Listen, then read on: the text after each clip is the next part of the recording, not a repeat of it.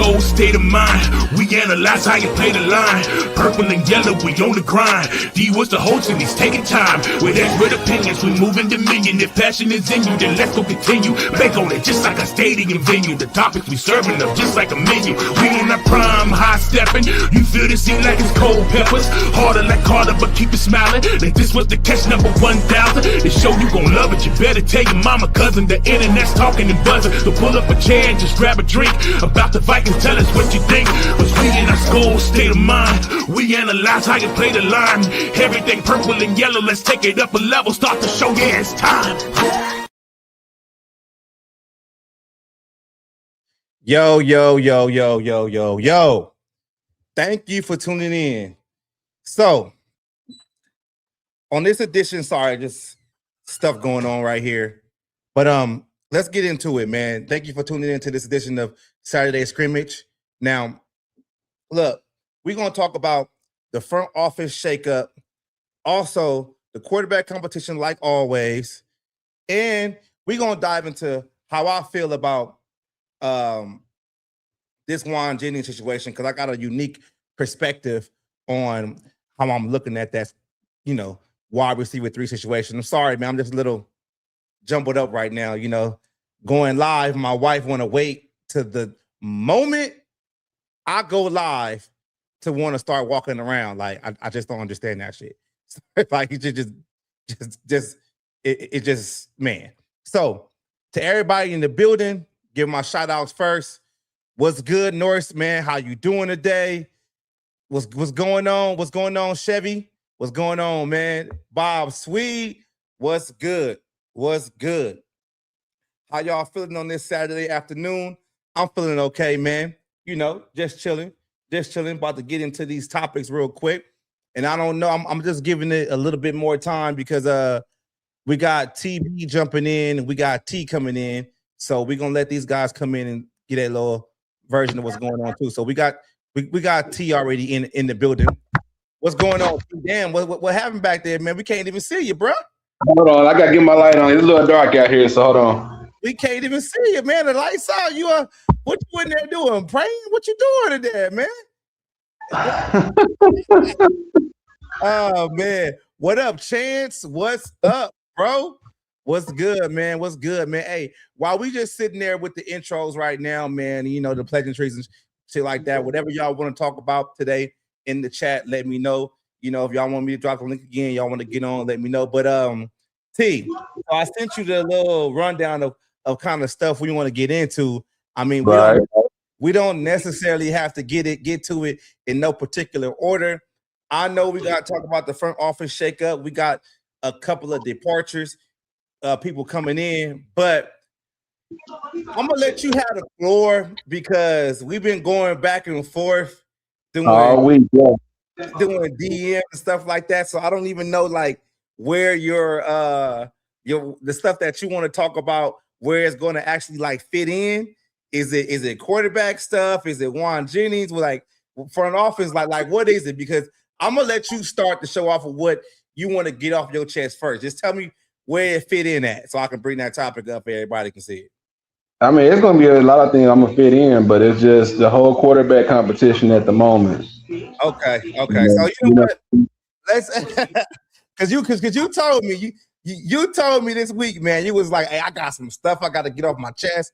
Boom, boom, boom. So, hey, you know what? Yeah, I got a clip I got to unload on you because the moment something bad happened, the moment Kyler Murray had a bad day, you the first one to inbox me and like, hey, man, hey, you got to look at this. And I'm just like, hold on. Did he really just come at me like that? Like, hold on. Yeah. Okay. You know what, though, man? Like, all right, so Go ahead and go. Let me know what you gotta say, man. I'm gonna give you the floor right now. For right now, man. Go ahead and go. Because just like you said, you about to come empty the full clip. Let me go get my my body armor real quick. Yeah, go get that shield. But so I'm gonna start off with the little clip you sent me. I know it happened on Tuesday. I know this is Saturday. I know things have kind of progressed throughout the week. I haven't been online because I've been working. But Well, you sent me that clip. What's up, TB? First, how you doing? What's going on, D Money, D Woods? What's going on? What's going on? But that little clip you sent me saying like he wants more reps. I didn't see nothing wrong with that. What was so wrong with him saying he wants more reps with the first team? Keep in mind.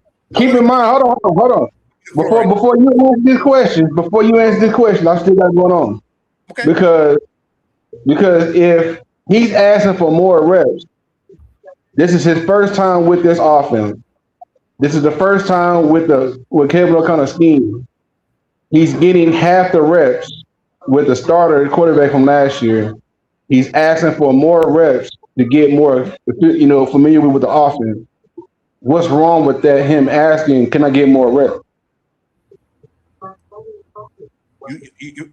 You want me to answer that question? Yeah, you can answer that question because I got a rebuttal too after you answer this. So go ahead. Because he's acting like a short, whiny bitch. That's why. That's why.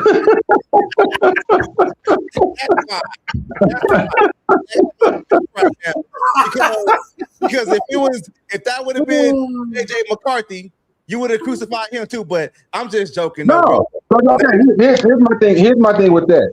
Look, if it was anybody quarterback that was new, I don't care if it was JJ or if it was Murray. Let me finish. But if I was joking about that. I just wanted to. Well, I know. That's how I see it, though, right? So necessarily, what he said is not wrong. I'm not mad at what he said. He told his own personal truth, right? But what I got from that snippet and that whole interview of him talking is basically the offensive scheme being so complex and overcomplicated is kind of frustrating quarterbacks that come to this system within their first year. So I'll necessarily put that on Kevin O'Connell by not simplifying the offense from the beginning and then building on from that. But when I say with Kyler is it goes to the point where JJ McCarthy is, I'm never mad at nobody telling their own truth because that's how they feel. I just came at it at you because you went at me when McCarthy had that whole press conference a week before and he told his truth. And I was just like saying like, oh, what is he saying that's wrong? So it's kind of ironic that now that Kyler says something that people are going out the window with and it's going viral and it's kind of like splitting the whole fan base. Now you want to come to me and say, oh, what did he say was wrong? I had that same situation a week ago when I was asking you the same thing. What did McCarthy say was wrong? And that's why I sent it to you because I just want to show the fan base how some people on each side, they basically go at the other person like so hard because in actuality, they're just telling their own truths. So wait a minute. I know you kind of you do. I don't know if you do a delivery service or what. I don't know if you work outside, but if you work outside, that sun is burning your brain because last time I checked, and Tony, you can witness to this. I said I didn't have a problem with what he said. I said it's how he said it.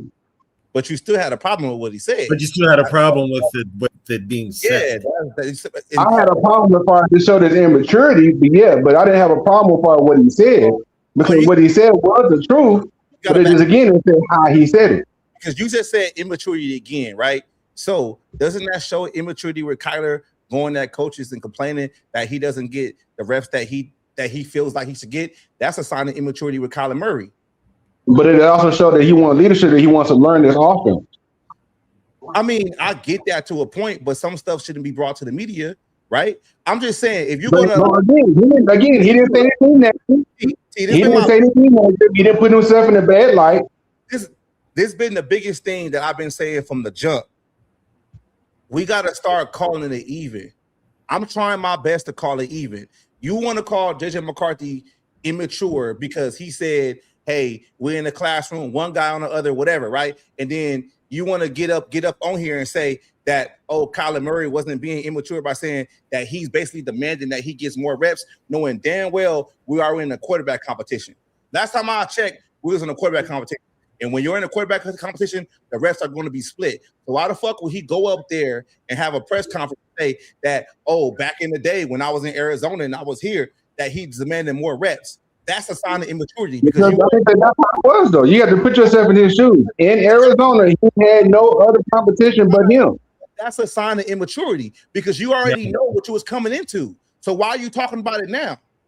Because he knew when he coming into it, he knew when he coming into something, he was told that he's going to be the head dog. I got a question for you, T, and think long and hard about this, okay? Because I'm going to ask you a question, and I don't want you giving me no sideways answer and no bunch of excuses. You played the game, right? You played the game, right? Okay. Right. You know what it takes. You never play. You play a lineman, right? Right. I was an offensive lineman, defensive lineman, yeah. Okay, but as a quarterback, you gotta hit the ground running. As soon as you sign that contract, you get that playbook. You gotta hit the ground running, right? Right. Okay. When did the Vikings sign Kyler Murray?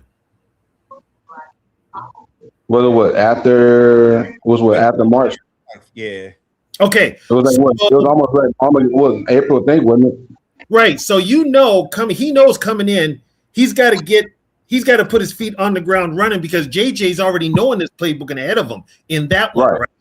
Okay. Right. Whether you are the starter or not, you need to have that mindset. I got to know what the hell's going on with this team. Okay. What the hell has he been doing since he got here? He's now bitching about it. Did he set up any workouts with JJ? Did he set up any workouts with Jefferson and Addison and Hawkinson? Did he set up anything like that during the offseason with them? Because I didn't hear anything.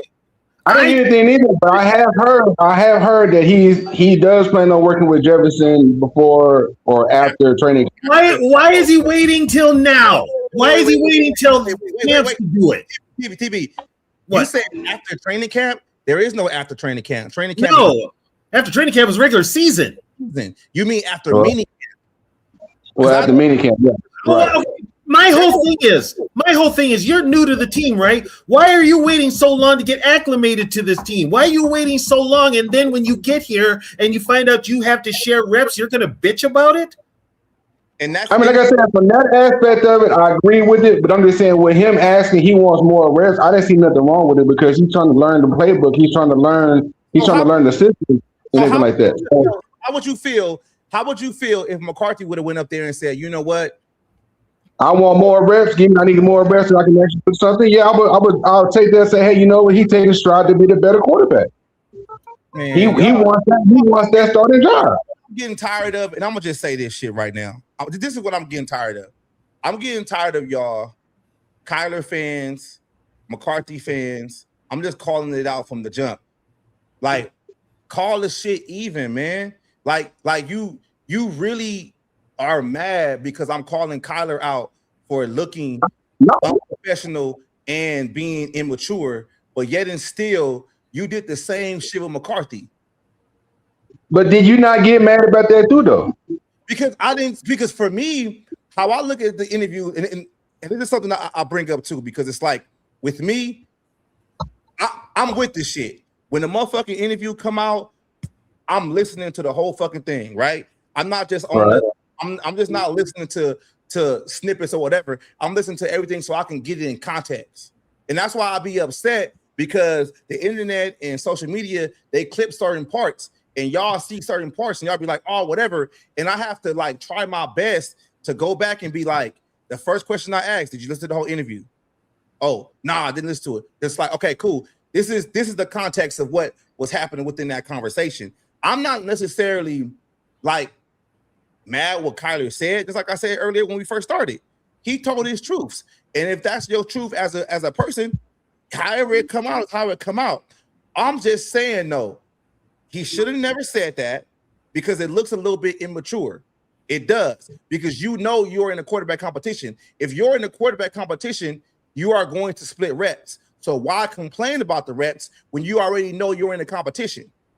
Because he's behind the 8 ball. He's trying to catch up. So what? It does not matter. It doesn't matter. You are in a competition. So if you're in a competition, you're going to split reps with the first team. You're going to have to do X, Y, and Z to not be behind the 8 ball. You're going to have to dial in and work hard. And I don't want to keep saying this because I'm not true how true this shit actually is, but it actually goes back to the shit in Arizona about him not dialing in into the fucking playbook. If okay, look, P game, I'm gonna give you a perfect example, right? Y'all know I'm a truck driver, right? Been doing this shit for like 7 years, right? So within the class, it's like 4 of us in the class, right? So we all have to split time with backing that truck up, doing the pre-trip, whatever, right? We all got to split time because there's only about 8 hours in class, right? Mm-hmm. Right. I was not getting it. I was the worst one backing up. I was not. But I'm looking at the time because the instructor is like, yo, we got 4 weeks with this shit. So you know what I did? I went online, found another fucking trucking school within the area, and I went there 3 times a week outside of what I was already doing in class. So therefore, I put in extra work before the class. So then eventually I caught up with everybody. That's what I'm saying with Kyler Murray. If you're complaining about the reps, put in the extra fucking work. But how do you know that? How we all know that he's not actually doing that though? Because he's been winning.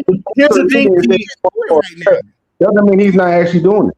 T, we have heard for years. You've had his former teammates tell you this. You've had former coaches say this in Arizona. He does not put in the extra work. He does. I mean, he can't do it now, though. He's still not. Why would a leopard? Does a leopard change his spots? Does a zebra change his stripes? But they get older, but they get wiser. Yeah, but we got older, we got dumber, and plus, here's the deal. He came in here thinking he was going to get that starting job right off the bat. There was going to be no competition because Kevin O'Connell told him he was his starting day quarterback. Guess what? You got a real friggin' owner up here who knows all about Kyler Murray and is probably not a fan of Kyler Murray. But the problem is KOC has put together this now all of a sudden QB competition. It wasn't a QB competition when he signed him. You were ready to ship JJ McCarthy off to friggin' Alaska for a mid-round pick. So you can't. The problem is KOC is changing it mid-stripe. Here's the problem. Kevin O'Connell brought him up here to save his job. Guess what? Now both their asses are on the line, and both their asses are probably going to be out of a job at the end of the season because Teasley is not tied to either one, which I'm going to be honest with you, both them fuckers can go. I don't care. I'm done. I'm sick of you can put Tyler in there too because he's not tied to JJ. I'm sick of the fucking dick riding of KLC. I'm sick of motherfuckers sucking Kyler Murr's dick. I'm done with it. I'm done with it. Because it's bullshit. Another thing, though, T, and this is what I don't like is like we've been hearing a lot of things from minicamp about Kyler Murray basically struggling with the offense and throwing interceptions and shit like that, right? And I like to be transparent. So JJ McCarthy struggles sometimes too, whatever. And one thing I can say about Brian Flores, I do like he ain't giving nobody no passes. What you gonna do? You gonna learn how to deal with it. So he ain't playing no games. But for a guy that's been in the league for 7 years, why are you bitching about this? Like you're a veteran. You've been in the league 7 years, and I'm not saying JJ McCarthy shouldn't be struggling either because this is his actually third offseason within this offense. So he should look better. I'll give him that. He should look better. He should be miles ahead. He should look better. Right. Yeah. But for Kyler Murray, you hear the people talk about, oh yeah, Kyler, before minicamp started, Kyler Murray puts the ball on the receivers so they can get it in stride. He can make all the throws. But as soon as minicamp starts, the motherfucker throwing interceptions, and now he's looking bad. But you're a 7-year vet. But then you say that you rather him get that out of his system? I'd rather get out of his system for a younger guy. If you put it this way, what's different with the younger or older guy? You still want to get out of his system. But with a veteran, here's the thing: with a veteran like Kyler Murray, he is who he is. The McCarthy only played 10 games, right? Yeah. But Kyler Murray has over 7 years of experience. He should already have gotten his interceptions shit out of him. But obviously he haven't. And that's what I'm saying. Again, when this happened, when you went live on this on Tuesday, you were talking about the pick. And I heard Brave was talking about how the picks went down. He said one was overthrown because the receiver went the wrong way, and then the other one got tipped. So that wasn't neither one of them was on his fault. If you really want to think about it. That is his fault. That's the reason. It is. You know what but you know this, T. But here's the thing. But it was 6. It wasn't just 2. It was 6. It was 6. Here's the thing, T. It's 7-on-7. If you throwing that many interceptions and 7-on-7 and ain't nobody on your ass, you got some issue. You know that.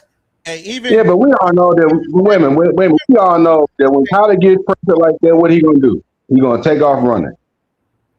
Yeah, which is okay, and that's contradictory to everything that KOC wants in his quarterback. Offense. That's contradictory. That's why it's so weird that you got, because you bitched at JJ for running, you bitched at Dobbs for running, you bitched at Jaron Hall for running, but you know damn well the first time that pocket collapses and Murray gets any kind of heat, he's taking off. But it's okay it's okay for him, but not anybody else. Listen to what Brevin said. He said Murray should be light years ahead of McCarthy, and right now he isn't. True, he should be. And for me, I'm not about to clown Murray for that right off top right now, because I understand this offense is complex, and a lot of quarterbacks that have multiple seasons in this league have been expressing the same concern. So some of it could be Murray, and some of it could be this offense. But it's just like what I've been saying before. Just call this shit even. Just call it for what it is. Call it even. Y'all don't want to call it even. Y'all want Murray to be the savior of this team, and he's not. He's not the savior. Not at all. Okay, when you said y'all wanted to call even, and I told you this before, it's like I don't care who wins a quarterback battle as long as you can win me games. And I said that multiple times. I said I don't care if it's McCarthy, I don't care if it's Wentz, I don't care if it's Murray. Whoever's a starting quarterback, my job is to cheer for you. Your job is to win us games. I don't care who it is. Okay, so T, I'll ask you this then, and I've asked many Viking fans this. You don't care who the quarterback is as long as you win games, right? Right. So you got faith in Kevin O'Connell. I got faith in the person who was running the offense. How about that? You got faith in Kevin O'Connell. Hey, T, I want you to hear. I got faith in Kevin O'Connell because remember I said this before that he needs to. T, I want you to hear this. I heard that you said to me that before. I've said this on the podcast in the past. And it blew me away when I first heard this, but I remember a couple summers ago sitting with Mike Ayers, longtime analytics staffer with the Vikings and with the Green Bay Packers. It was really like the godfather of football analytics. And he asked me, we're sitting at his an island in his house, talking through his career arc and data and football information and how he viewed it. And he's a football coach first and then became an analyst. And he asked me just point blank, like, what do you think the most predictive drill that you watch in practice every day is to performance on Sunday? And I had no idea. I think I said 11 on 11 because that was the most low-hanging fruit. And he smirked and shook his head and eventually told me that 7 on 7 performance and production was the number one barometer in his studies within his 40 years in the NFL. Or number one predictor of success on Sunday, which I thought was crazy. I thought it was very interesting. I think it speaks to just like spatial awareness and ability to see space and take it away defensively. So all right. So there you go. Let me get that off the screen real quick. Remove that. We all back. So there you go. And that's, if you're not aware of Alec Lewis works for The Athletic, and he is one of the beat writers for the Minnesota Vikings. He's there at OTAs. He's there at training camp. He's there seeing this thing. And the one thing that I've noticed from a lot of people that are the beat writers and shit like that for this team, it seems mighty strange and odd that this past week, the like, I wouldn't say the narrative, but just the energy has changed a whole lot from JJ McCarthy should be traded to JJ McCarthy can't get right to now balls are flying in something that's completely different. Like, that's like, I don't know what's in the air in Minnesota. I'm not there, but you've got multiple guys coming out now and they're basically changed their tune because they're seeing something different. They might be, what the thing might be is they're not buying KOC's lines anymore. Yeah. That could be the biggest one. Their eyes are telling them something different. There's got to be, and like I said, there's got to be like a point counterpoint when it comes to KLC when you question him, because he'll say one thing and just he may either answer your question or avoid your question altogether. He'll talk about it. He goes on tangents. Mm-hmm. But I mean, as far as this goes now, you're on the line. This whole Teasley, the hiring of Teasley has put a different air and a different aura and a different attitude in this football team altogether. He just started cleaning the house. He just started moving things around. And I know for a fact, and I told you this, D Woods, when I talked to my guy, he's even worried about his job. Yeah. He's everybody in that office is on pins and needles now because they can be replaced. Doesn't matter how long you've been there. We saw that with Jamal Stevenson. 25 years, they let him go. Everybody's on notice. Everybody's on notice. So there's going to be a different air, a different attitude. It's probably going to be a little more business. And that's what it should be. It should be like that. It should not have been as what it's been the last few years. Okay, you got anything else you got to get off your chest, man? Because I sent the text to Zoe. I didn't send it to TB because I knew where TB was going to stand at it. And I sent it to you. I said, I'm cooking motherfuckers this Saturday. With no season. With no season. Hey, I got the curry seasoning right here with me, man. I'm cooking it. I'm just saying, like, I just want all the smoke, man. I want that shit. Because I'm about to turn on the clip. But so I'm asking right now, do you got anything else?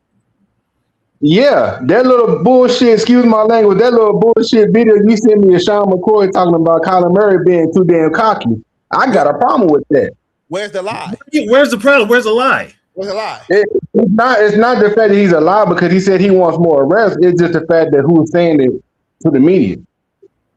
Who's saying it as far as like, oh, this person's too cocky because this, blah, blah, blah. You got booted off your own damn show. All right, let me say this. And let me summarize and clarify what LaShawn McCoy was saying. And he's not the only one that has said it. I think I forgot his name. Salisbury said the same thing too. Salisbury said it, yes. Yeah, so what they're saying is this is the first time Kyler Murray has actually been in a real quarterback competition. Right. Everything else that every team that Kyler Murray has been to outside of the University of Texas where he left and went to Oklahoma, everything has been handed to him, and there's been conversations prior to him getting there of what he was going to actually be with that team. Now, you see him being agitated as, he's in a quarterback competition, whatever. And what Kyler Murray is actually saying, I mean, not Kyler Murray, what LaShawn McCoy is actually saying is this, though, bro.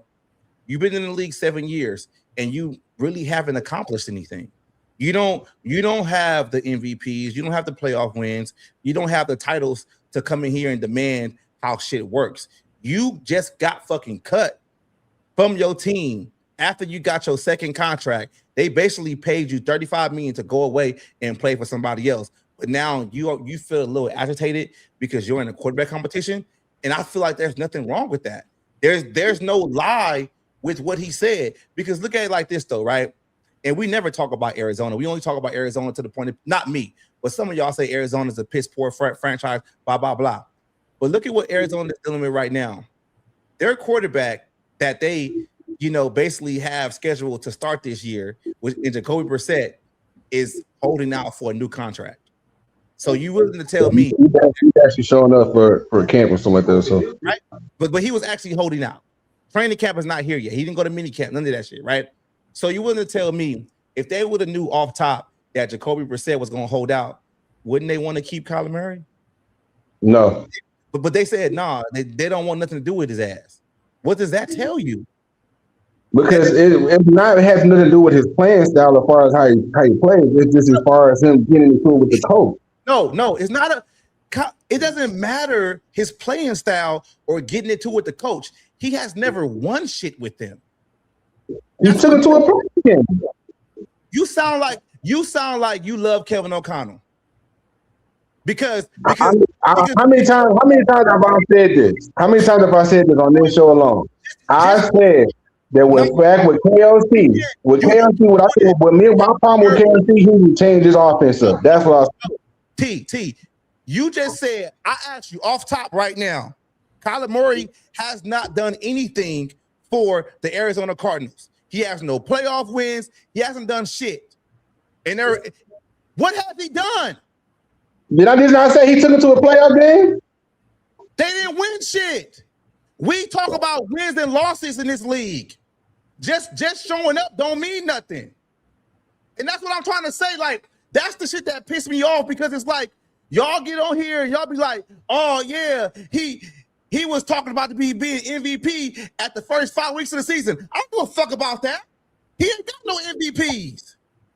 Y'all get on Lamar Jackson for not being there in the playoffs and making it, but he made the playoffs almost every year and has multiple MVPs. Kyler Murray has not done shit in the NFL. Let's keep it a buck. Only accolade or award that he fucking has right now is Offensive Rookie of the Year. And a lot of players that have Offensive Rookie of the Year, some of them don't beat shit. Percy Harvin has one. He ain't a Hall of Famer. I'm just saying, bro, like, you got to start being real. Like, you saying Kyler Murray did shit in Arizona, but he ain't never done nothing. I'm gonna say this. Yes, and I agree with you. Yes, he hasn't done anything lately. But right now, with the Vikings, you got to wait and see what he's gonna do.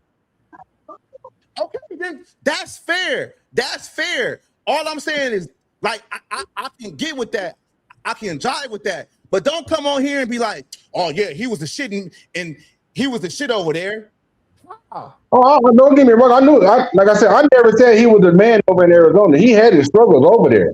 But what I'm telling you is that the reason why they didn't want him back because he got into it with the head coach. But if you're no, T. If you're a good player, they'll get another head coach for you. But how many times have they done it though? They done it with twice. No, look at Josh Allen. Him and fucking McDermott couldn't see eye to eye, and they couldn't get over the hump. They got him a new head coach. And they went to the playoff every year. Because Josh Allen's the fucking shit. They went far. And they went far in the playoffs too. No, because Josh Allen's a winner. Kyler Murray is not. I didn't compare Josh Allen to Kyler Murray. I didn't say anything about this two. But look though, T, what you're saying is, oh, he got into it with the coach. So whatever. The coach that he got into it with last year was being and Gannon, he's a fucking defensive coordinator for the Green Bay Packers now. He got fired too. So I'm telling you, if Kyler Murray was that good in Arizona, they would have gave him somebody else over there to coach him the way he wanted to get coached. But they said, you know what? We paying him top dollar to be one of the highest paid quarterbacks in the NFL, and he can't do shit. He can't give us any wins in the playoffs. Let's cut our losses and let's move on. That's what y'all don't understand. Y'all think this shit is okay, but guess what? You're saying philosophy that you just said a while ago to go through for the Vikings. You know what? If they can look at that part for JJ and be like, hey, we gave you, we traded us to get you for the top 10 pick. We put our name on the line for you, and then you're not delivering. Okay, now it's time for us to move on. We're not talking about JJ right now. Okay, look. But I'm just saying it's the same scenario though. Today. No, it's not. We're not talking about JJ today. We're talking about Kyler Murray in Arizona, because when he got there, they handpicked his coach and Cliff Kingsbury to run a system that he already knew. That was the handpicked coach for Kyler Murray. Let's keep it a buck. That's what that was. He couldn't win with that shit. So then they got a defensive coach in Gannon, and he still couldn't win. I agree with you. I'm not going to disagree with you. Keep it a buck.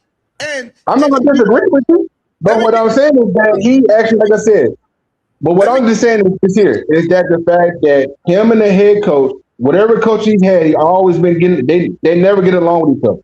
So who's immature? Then? College immature at that point as far as taking orders and doing. But you just said 20 minutes ago that he wasn't immature in his press conference. For the comment that he said, as far as him wanting more reps, I'm not saying he's not being immature with that. I'm just saying he's for real. I keep telling y'all, when y'all get on this shit, I'm gonna use your own words against you. You said Kyler Murray. You can do no work against me because I know what I said. You said he was immature during the press conference, right? But now you admit he is because he gets to do it with every coach. So which one is it, bro? So he's wrong. So he's immature as far as saying he wants the ball more, as far as he wants more reps. That's him saying that's him being immature, right? You just said a couple of seconds ago he's immature because he kept getting into it with coaches with the Arizona Cardinals, and that's why I asked you. Yeah, that's been hard. His behavior-wise, I'm not saying because he's not wanting more reps. Because he said he want more reps to learn the offense. That's been immature. So is he not immature or not? As far as what? Is he immature or not? Yes or no? When it comes to him, as far as him wanting to play more, as far as learn the offense, no. As far as him getting into it with his coaches, yes, that's immature. So he's so in a nutshell, he's immature. If you're gonna get into it with your head coach, then yes, that's immature because the guy's running the team, the guy's in charge of you playing, and you want to get involved, you want to get into it with him. So the team, if he's getting into it with coach and he's going to press conference, basically subbing coaches saying he need more reps, that's a problem. How's it going to serve coaches? It was the media. Tony, didn't I say when Kyler didn't? I said this shit months ago when we signed Kyler. What did I say? I said when Kyler doesn't get his way, he's gonna do what? Bitch and moan. He's gonna bitch and moan. But how's he bitching and moaning by saying he wants more reps? Sure. But how is that being immature by saying I want more reps with the team? Tony, you play ball just like I did. D Woods, you play ball like everybody did. If you want more reps to get more better with any kind of team, you're gonna go to the coach and say, "Hey, coach, I need more reps with the first team so I can get better." Right? I was told I was gonna be cooking today. But Tony, am I making sense though? Because like, if you're on the defensive, I'm on the defensive, and you going for the same position, and I come to you and come to the coach and say, "Coach, I need more reps so I can outshine him." But why would you? I need more reps so I can get myself better. When you're already in a quarterback competition, you know you was in competition when you because came. it's a competition. There's nothing wrong with him saying I want more reps. But I would have been more happy if JJ came out and said, "Hey, it's a competition. I want more reps." And let's get on this one. I'm actually proud of JJ for the comments he made about he's shutting down the trade rumors down. I actually was this dude is actually he's learning. He's growing up a little bit. Here's what I'm gonna say, and I've always been like more of an individual anyway. If I know I need more reps, here's what I'm going to do. I'm going to put it in the coach's ear. I need more reps, but you know what else I'm going to do? I'm going to work my ass off on the side of the field and with whichever player that's willing to work with me, and I'm going to get better whether I get the reps or not. Right. When I'm ready, my ass is going to be ready to get in there and play. Kyler, as a veteran, should know this. Hey, Lance, I'm okay, man. You don't have to say anything. You know what you do? You lead by example. Kyler's not leading by example. JJ's actually leading by example. By Kyler saying I need more reps, okay, guess what? You know what you do? You take the vets off to the side and you work with them. You don't have to, everything doesn't have to be structured. You have a workout session with them. Fucking say what you want about Kirk Cousins. Didn't he have fucking throwing shit down south in Florida with the wide receivers? Okay, it doesn't have to be during that whole thing. You need to take the initiative, show you're a leader, and be like, call the veterans and like, okay, we're going to get together. We're going to work on some skelly. We're going to work on some plays, get our rhythm down, get our patterns down and everything. Bottom line, for him to not do that, and I have heard nothing about him working with the wide receivers before any camps, that tells me everything I need to know about him. You put in extra work. All right, look, I got to address that right now. So we got Shaq talking about I would bitch and moan too because it shouldn't be a competition. It should be a fucking competition. I'm gonna just say this shit right now. It should be a competition. It should be a competition. It should be a competition, bro. D-Woods, can I address this situation? Okay, so take a breather. It's my turn to get my blood pressure up. Okay, here's the deal. This is the problem. The loudmouth that was running his team from January to like a week ago is the one that said it wasn't a competition because he brought him up here to be the starting quarterback, while in the meantime, the one that basically kept him his job last year, he was shitting on and ready to get friggin' traded. So if you really want to blame somebody about this whole quarterback competition bullshit, you blame Kevin O'Connell, because it wasn't a fucking competition 3 weeks ago. This job belonged to Kyler Murray. This was his job to lose. I mean, think about it. Did KOC not take the C off of JJ's jersey? How the fuck are you going to take the captaincy off of your fucking quarterback? It was voted by the other players. I heard the players didn't vote. He took it. He took it off of them. So, I mean, we shouldn't even be yelling at the quarterbacks for this whole scenario. We shouldn't be yelling at the quarterbacks at all. I get that. The ones we should be yelling at is Kevin O'Connell. I'm just coming at T because he told me he had to get a lot off of his chest. And he told me he was about to start a fire. And I said, well, I guess I gotta get my fire extinguisher did. And now we in the nitty gritty, and I'm just waiting to see, T. You got anything else? Oh Lord! I should have been on the motherfucking debate team in high school or something, man. Like, you got anything else? Because I'm telling you, you said before we even started, you got the whole clip. I think you ran out of bullets, bro. I think you ran out of bullets. No, I ain't got the bullets. You just don't want to listen. Bro, what? You just don't want to listen. That's all it is. You don't listen. I'm just saying, what you doing over there, man? You was talking big shit. You was talking big shit. You said you had a full clip for me. I think you stuck on 2. No, I ain't stuck on 2. Trust me, I ain't stuck on 2. But my thing is, like I said, it's just with this whole quarterback situation, do the Vikings organization need it? Yes. They need a new light on the situation. Do they need more clarity going forward to say who's going to be the starter? I would say after the preseason games, then you make your decision. And that's what Kevin O'Connell said. He said it's going on already preseason, and both quarterbacks will play. Well, you know, but the thing about it is, I'm not stupid. It's going to be Kyler Murray. You didn't sign Kyler Murray to be a backup. Right. It's going to be Kyler Murray. Here's my opinion on what I could see happening as far as preseason, and you guys can agree or disagree with me on this.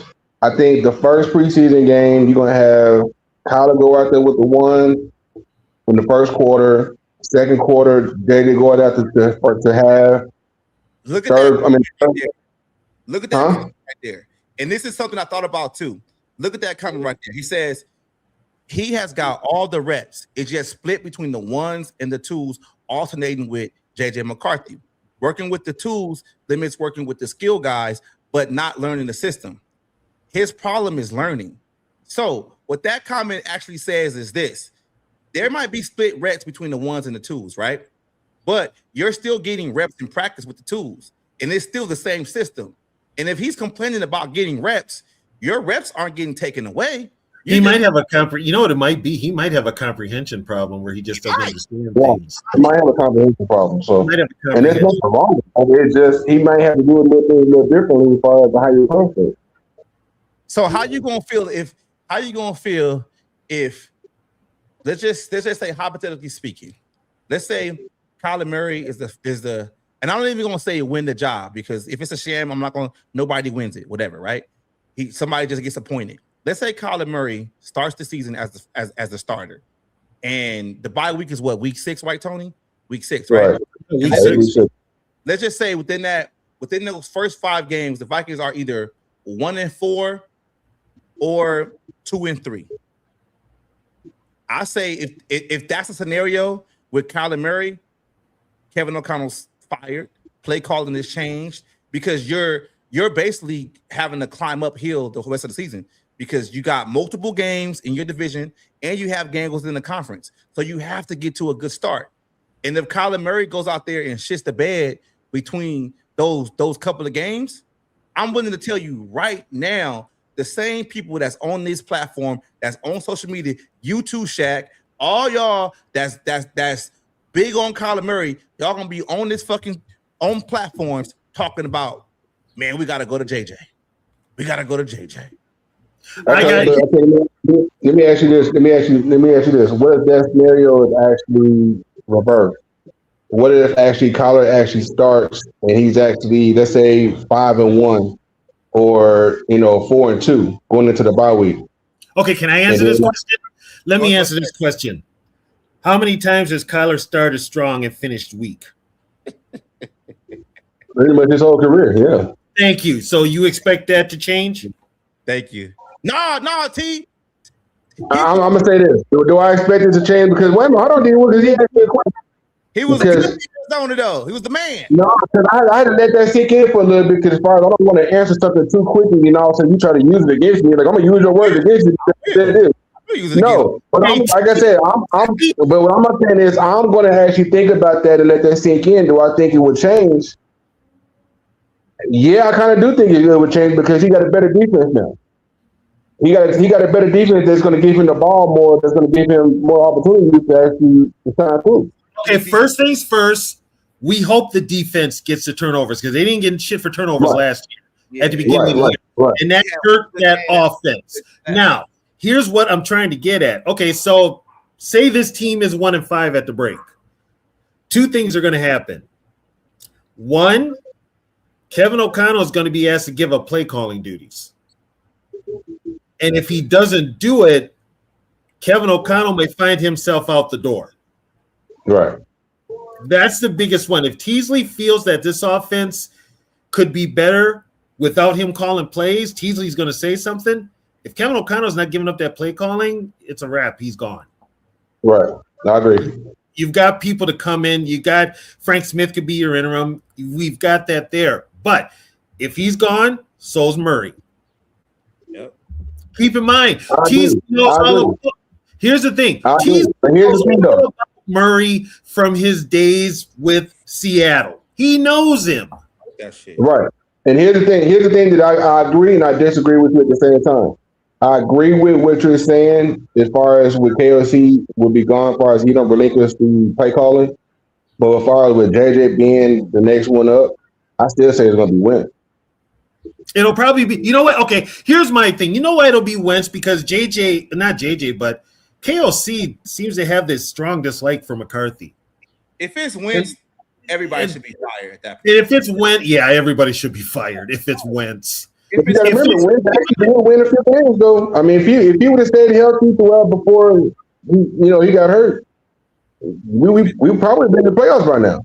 Okay, and I'm also going to tell, if I'm Carson Wentz, I don't come back this year after you put me out there to get my ass damn near killed against the Chargers. Yeah, but he came back though. I just think though, T, like, and I'm gonna call you out on this one. You just don't like McCarthy. So whatever scenario that is painted, you don't want McCarthy to play. So I don't give a fuck if it could have been old ass Dante Culpepper as the fourth string quarterback. You're gonna say he should go in. You're gonna always say that because you don't like McCarthy. And that's why it's not and I told you this before. It's not that I don't like McCarthy, it's just I've seen enough of McCarthy. I'm a type of person I don't want to baby someone because you injury prone and you only played 10 games, I'm gonna give you a pass. No, you don't want the time that you do play. I just got you right here, T. You don't want to baby someone, but you're fucking got goddamn Kyler Murray in the cradle. You babying that little motherfucker. Now, what's the difference? Again, but hold on. But wait a minute. Here's the thing, though. With Murray, I'm gonna say this. No. What's the difference? What's the fucking difference? Now I'm calling your ass out. What's the difference? You want to know the difference is? We seen JJ in this offense. We have not seen Murray in this offense yet. We haven't seen him do a live game. We haven't seen him do anything else in this offense. We seen JJ in this offense, and y'all all seen what we saw. Okay, you know what? I'm just going to put this out there. I quit drinking and doing drugs 20, 30 years ago. After I get done talking to you motherfuckers, I'm ready to become a full-fledged alcoholic and a goddamn junkie all over again. You motherfuckers. PB and Brad, I'm upset. I'm upset right now because this man T have been contacting me on DMs all week saying he got this, he about to come with this, he come with the business, and he out here tripping on his words today. How am I tripping on my words? You just not listening to him. Shut up to a gunfight with a vibrator. Hey, you just not listening to him. You guys are on opinion, and that's fine. I got fine with it. Let me tell y'all about the great day that I've had today. Okay, it starts out like this. You hooked up with a big booty Latina. Oh my God! I said not the best day of my. I didn't say the best day of my life, TV. I said a great day. Come on now. My great day began with writing an article about Brian O'Neill. I wrote an article about TJ Hawkinson. I made a video over on the Social Network about Brian O'Neill. I haven't done one thing about this godforsaken quarterback competition, and there's a little bit of a foreign substance in my jean shorts. I'm not gonna lie. I'm wearing one of my favorite shirts. Look at that. I like it. It's a great day. Oh, blame T. Hey, T. He said you showed up with a vibrator and you forgot the batteries too.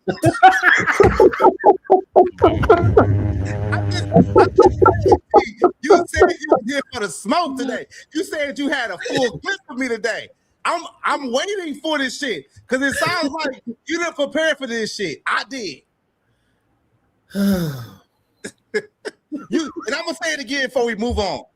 T, do you got anything else? I need a drink. Nah, I'm good.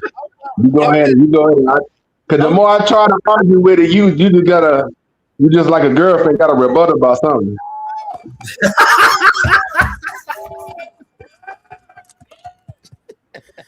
Oh man. Sometimes you gotta be like a true married man and shut the fuck up and just keep moving. I'm just saying, man. Hey, this arguing shit right here, I'm good at it. This shit talking right here, I'm good at it. And I'm kind of petty too. So I mean, kinda. Yeah, ain't no kinda. You put a capital P in petty here. But you said you had to smoke. I had to smoke. Yo, the defenders and shit keep coming up and everything like that. You didn't want to take it. I ain't worried about them. I'm coming at you directly. I'm coming at you. Man, you just say sometimes you gotta bow out.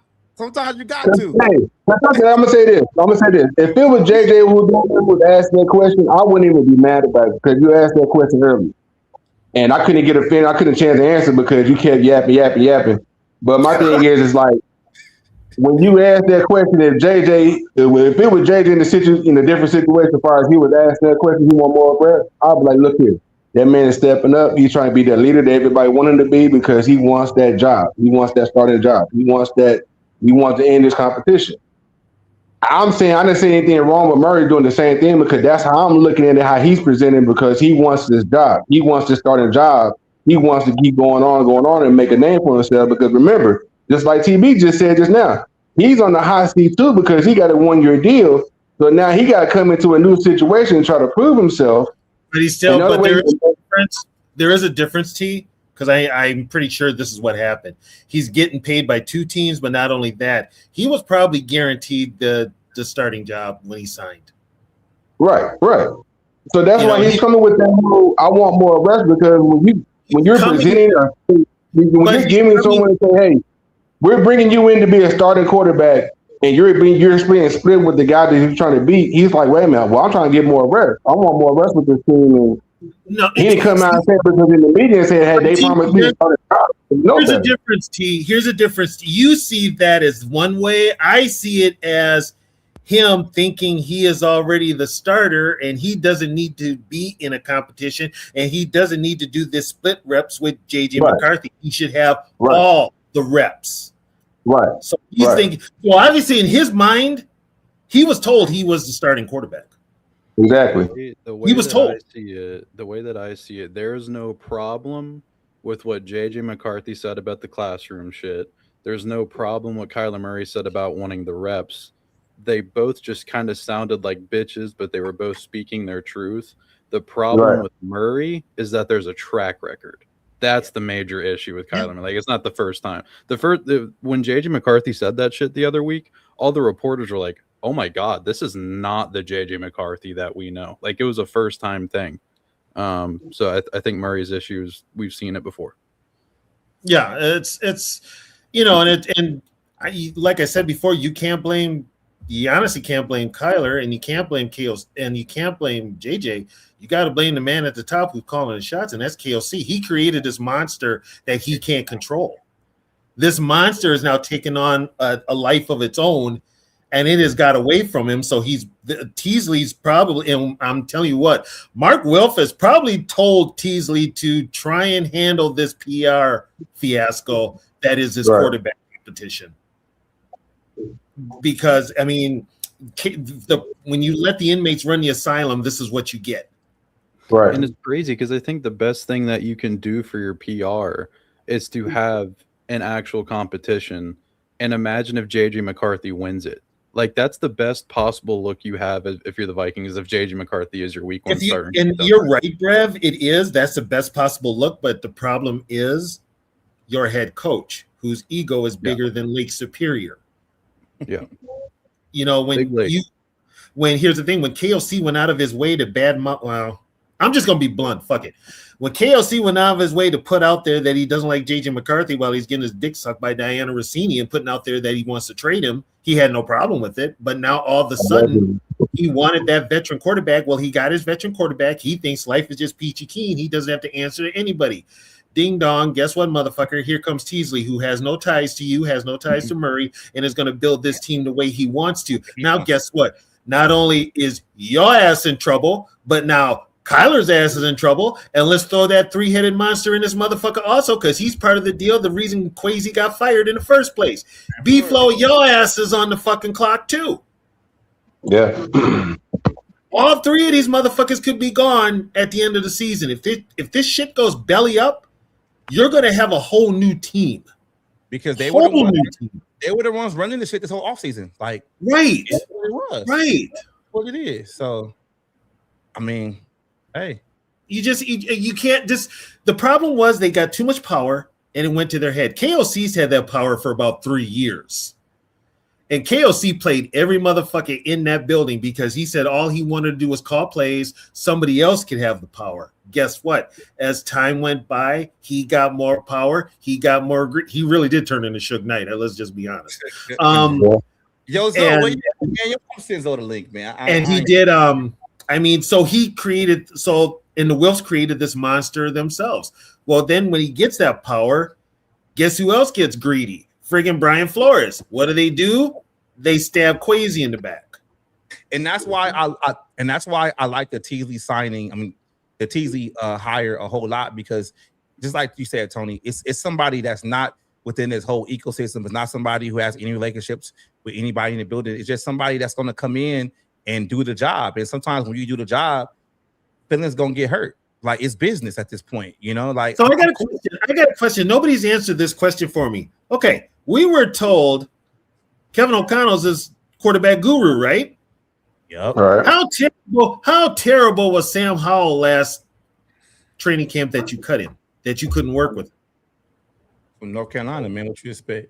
It was pretty bad. Yeah, but you were basically fucking jumping all over everybody's jock to get Drake May. But they blame Kwesi for that, remember? Hey, and you know what? I gotta say this too, because I don't know if this dude is watching. Because I gotta call this dude out. We had a conversation about Daniel Jones on Twitter, and he was telling me like the Vikings should sign Daniel Jones, give him some money. I was like, nah, bro. Daniel Jones might not be ready because he got a torn Achilles and he had a broken leg last year. That man needs fucking rehab. He's ready for training camp. Yeah. I don't think Daniel Jones is ready for anything right now. I think he's still rehabbing. That's why they're hanging on to Richardson. like yeah, that's true. That's real true. And then Kwesi, oh, he didn't sign Daniel Jones. I'm gonna keep saying this shit over and over again. Daniel Jones and Sam Darnold did what was best for their careers. Simple as that. They went somewhere else because they felt it was best for their career. Sam Darnold lost the last 2 games that he played with Minnesota, and all y'all fans that were talking shit about him during that time are the same ones that wanted him back when you saw how successful he was leading up with the Seattle Seahawks. He did what was best for his career. He bet on himself, and he won. And now y'all got to fucking talk with it. We don't have this. We don't have this competition if Darnold just has another year like he did before. Daniel Jones never played for us. He was on the practice squad. He was only activated, I would think, once to get the fucking compensatory pick. I mean, it is what it is. He played the Vikings to get a bigger contract with Indiana. That's what he got. He played well at the beginning of the season. Cool. But y'all wanted him. Y'all Viking fans complain too fucking much. Y'all do. It's and y'all always like y'all always be on hindsight and shit. Like, oh, we shouldn't do this. It's like, okay, call it for what it is. That's why I'm saying, like, with me, and I'm gonna just keep being honest with y'all and transparent with how I look at things. Maybe me being patient with JJ McCarthy is to a fault. Maybe I'm wrong for that. But I'm just a patient person when it comes to the quarterback competition. Some of y'all not. It's a Minnesota thing. It is. Yeah, it's everything else that's happening. Like, it's not just Sam Darnold winning the Super Bowl. It's Jaden Daniels going to the NFC Championship in his rookie year. It's Drake May going to the Super Bowl. It's all these other quarterbacks that are doing shit that McCarthy was drafted with, other than Michael Penix Jr. Like, Bo Nix went to a conference championship. Caleb Williams is him. I don't. Yeah. It's all these factors, and like Sam Darnold, that honestly, that's just the cherry on top. And the Vikings weren't proven wrong on the Sam Darnold thing after he won the Super Bowl. They were proven wrong on that, like when the Seahawks made the playoffs and won a game. Like the Super Bowl. Shaq, what are you talking about? Addison. What do you mean Minnesota hates USC players? The Vikings are always drafting USC players. What are you talking about, bro? Yeah. What are you talking about? Would they be wrong for hating USC players? Come on. What are you saying? Like, what? Like, I don't understand it. I don't understand that. But you're right, though, Brev. It's everything that's all. North is. It is silly. It is silly. It is silly. It is silly, man. It is silly. Purple Soda, where you been at, Purple Soda? I ain't seen you in a while, man. Yeah, I am too patient, man. The thing about it is, maybe I'm more patient with the quarterback situation with the Vikings, and I'm not patient with my kids at all. Like, I got no patience for them. Like, maybe I should change it and have more patience with my kids, and less patient with the Vikings quarterback situation. Okay, you guys really want patience? You guys really want patience as a Viking fan? I've been waiting 50 motherfucking years for him to get back to another Super Bowl. Damn. I've been waiting for 26 years for a Latina to walk into my life. I don't know what's funny. That shit sucks.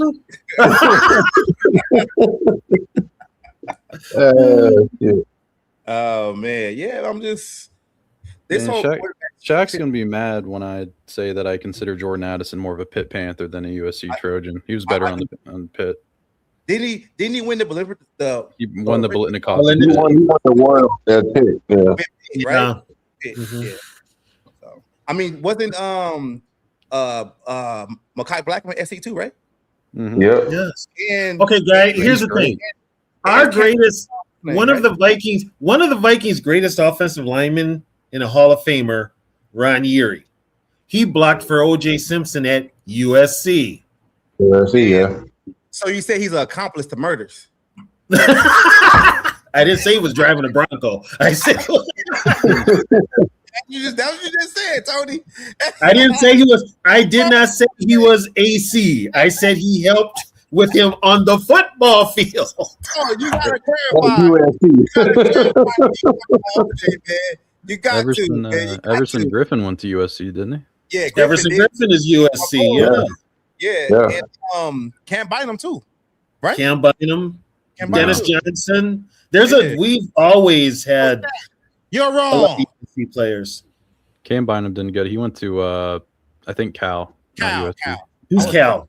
Cal. Yeah, right. Erie. Yeah, Shaq Erie. He was USC. So D Woods, I do agree with you on far as the whole Daniel Jones situation. it would have been nice to bring him in just to see what he can do. But at the same time, it's like he didn't do nothing when he was there as far as learn a little bit of KLC's offense. And as far as I got a question but for people.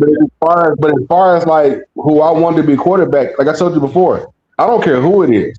If you can win me games and you can go to the playoffs and you can do something in the playoffs, that's all that matters to me. I don't care if it's JJ McCarthy or JJ McCarthy or Kyler Murray or Carson Wentz. Or if you got to bring somebody else in. But as long as you win games and put this team back on the map as far as going backwards in the negative direction, that's all that matters to me. Okay. And I'm going to be honest. I didn't have a problem with JJ McCarthy because I just think that maybe he'll grow out of this as far as him taking unnecessary risks. But as far as his playing style, yes, I have seen it getting better as far as doing OTAs and anything like that. I've seen his playing style got better as far as his accuracy and his touch has gotten a lot better. Now, when it correlates to the actual playing time, we'll see about that. I'm gonna say something, and this is Viking fan. These current Viking fans now. You might have heard me on my previous show, D Woods, about this. You current Viking fans, if you had seen the quarterbacks we had before, and I've mentioned it before, you would have hated Cap. You would have hated Tarkenton. You would have hated Kramer. You would not have liked Wade Wilson. You wouldn't have liked Rich Gannon. You wouldn't. Yeah. You just wouldn't. But it's like now the team is so desperate for a quarterback, which is kind of sad, that they scrutinize every little thing. So, Could we actually see them pull off a trade for Baker? Well, I think they would wait till Baker's a free agent. Why? Why would we trade for Baker, man? Because the Panthers, because the Bucks don't want to pay him. Well, they don't want to pay him. He signed a contract with them, and they said they far apart. I'll take Deshaun Watson. Here's the thing: what they'll do, whoever, if you're going to trade for him, you're going to have to sign him to a long-year deal. They're not going to do that, man. And I will be he's a free agent about it too. I'm just letting y'all know that right now. Did you just say you would take Deshaun Watson over Baker Mayfield? I'm a big Deshaun Watson fan, man. When he was in Houston, like that was my dude, man. I wanted the Vikings to trade. You know what? I was too till all the BS, and then he got hurt. Yeah, I like people until they come out as rapists as well.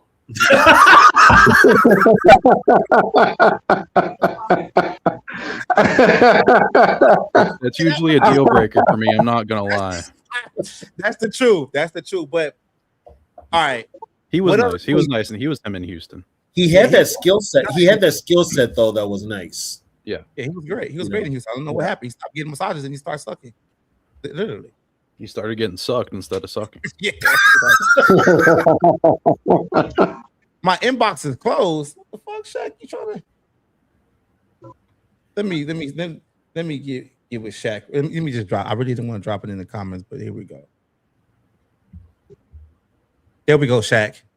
Since my inbox is messing up for you, there you go. This is my favorite part of the draft in Pittsburgh this year.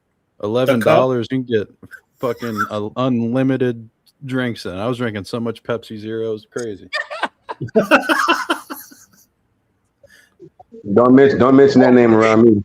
God damn, I'm back out there. Motherfuckers just jumped in. There you go. I see too much of that. Yeah. Hey. There you go, Shaq. Damn. Okay.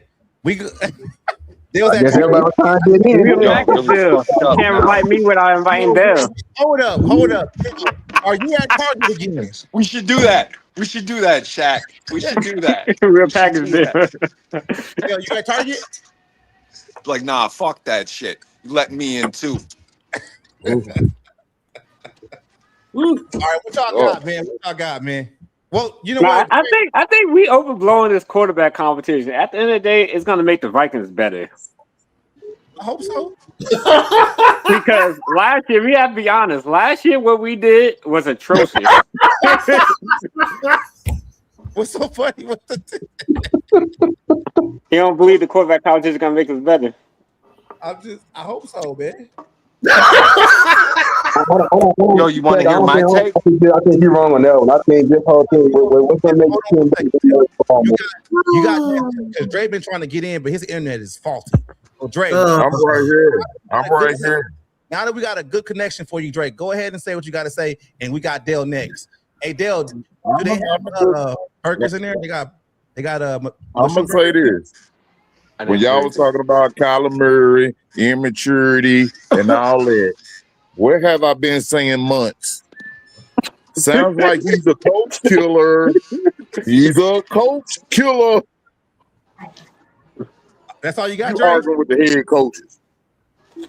With Mo Riff. You a coach killer. I told y'all that.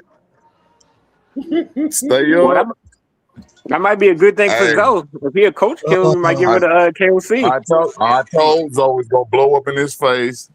Hey, that's all I want to say. Y'all stay up. Kyler Murray's a coach killer. Y'all can find any other reason or try to reword it the best way you can. It is what it is. He killed coaches. That's why he always argued with them.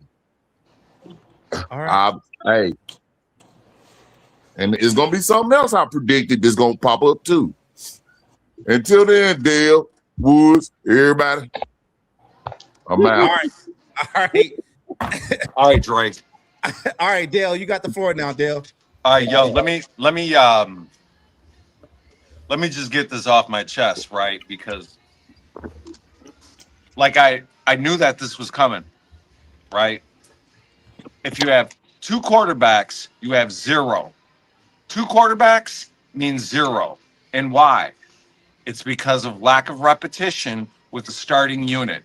If you have lack of repetition in a limited amount of time with starting people, it's going to dilute the progress, thus the offense, right? So all of a sudden, boom, here comes this snake little motherfucker, right? And, he's sitting here. First of all, he ran from competition, right? Jacoby Brissett beat him out, right? He didn't want to fight for his job. So then he comes to the only team in the NFL, supposedly, that is going to give him the easiest pathway to start, right?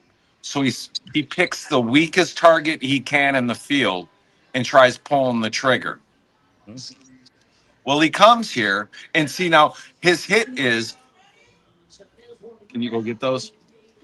His problem is that he's not a team player, which is like number one, right? So boom, here it comes, right? Now all of a sudden, so the press. So he says that, well, I'm having issues because I don't have as much time as I would like with the starting offense, right? And then the next day, the head coach comes back, and a reporter asks him about that right away, right? So then he says, yeah, well, we've talked about that, which means that Kyler Murray, before he said all that in his little press conference, already had the discussion with himself and everybody in the room, right? And then he wants to put everybody on blast to, the public, not saying that, yeah, we've talked about this and it's something that I'm working through. No, this is an issue. He's trying to throw the coach under the bus and everybody else under the bus for his inadequacies, right? Which means that he's a bitch, because that's a bitch move, right? So what it is, okay, so you're trying to win over your locker room, right? But you throw people under the bus. How does that build trust? You can't possibly get a group of guys to follow you if you're going to sit there and talk shit about one of them out in public. It's not a good look, bro. What you got to say about that, T?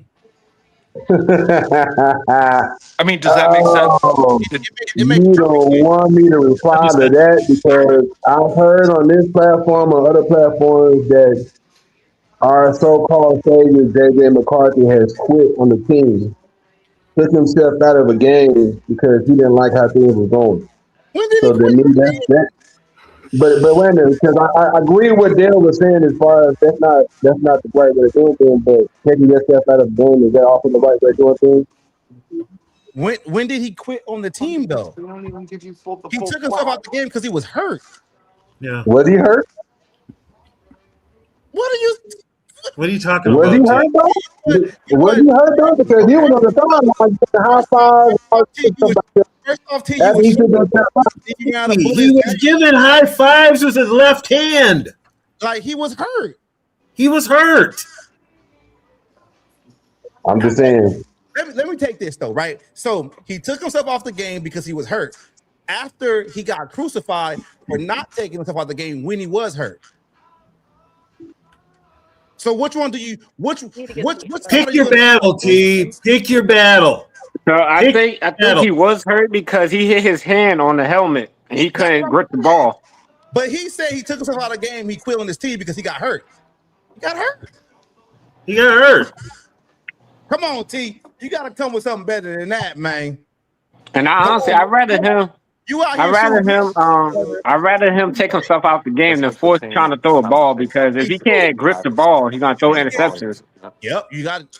Hey, it is take yourself out the game. Tell him you can't go through. Sometimes you got to do that. Fellas. Walk with me here, all right? Bro, Dale eating KFC. I got a proposition about this whole thing, all right? Okay. If you're talking at like the volume that you Good Lord. music off of, they still don't allow that. Holy. Look at the flags. You gotta swipe up. Swipe up. You gotta super like that. I did. Let's get back to T's comments, man, because like you got to stop making stuff up, bro. You got to stop doing that. Gabriella's real. Oh, you're talking to T. Yeah. I'm not trying to have you turn out to be like Matateo, man. I hope she's real. That's my wife.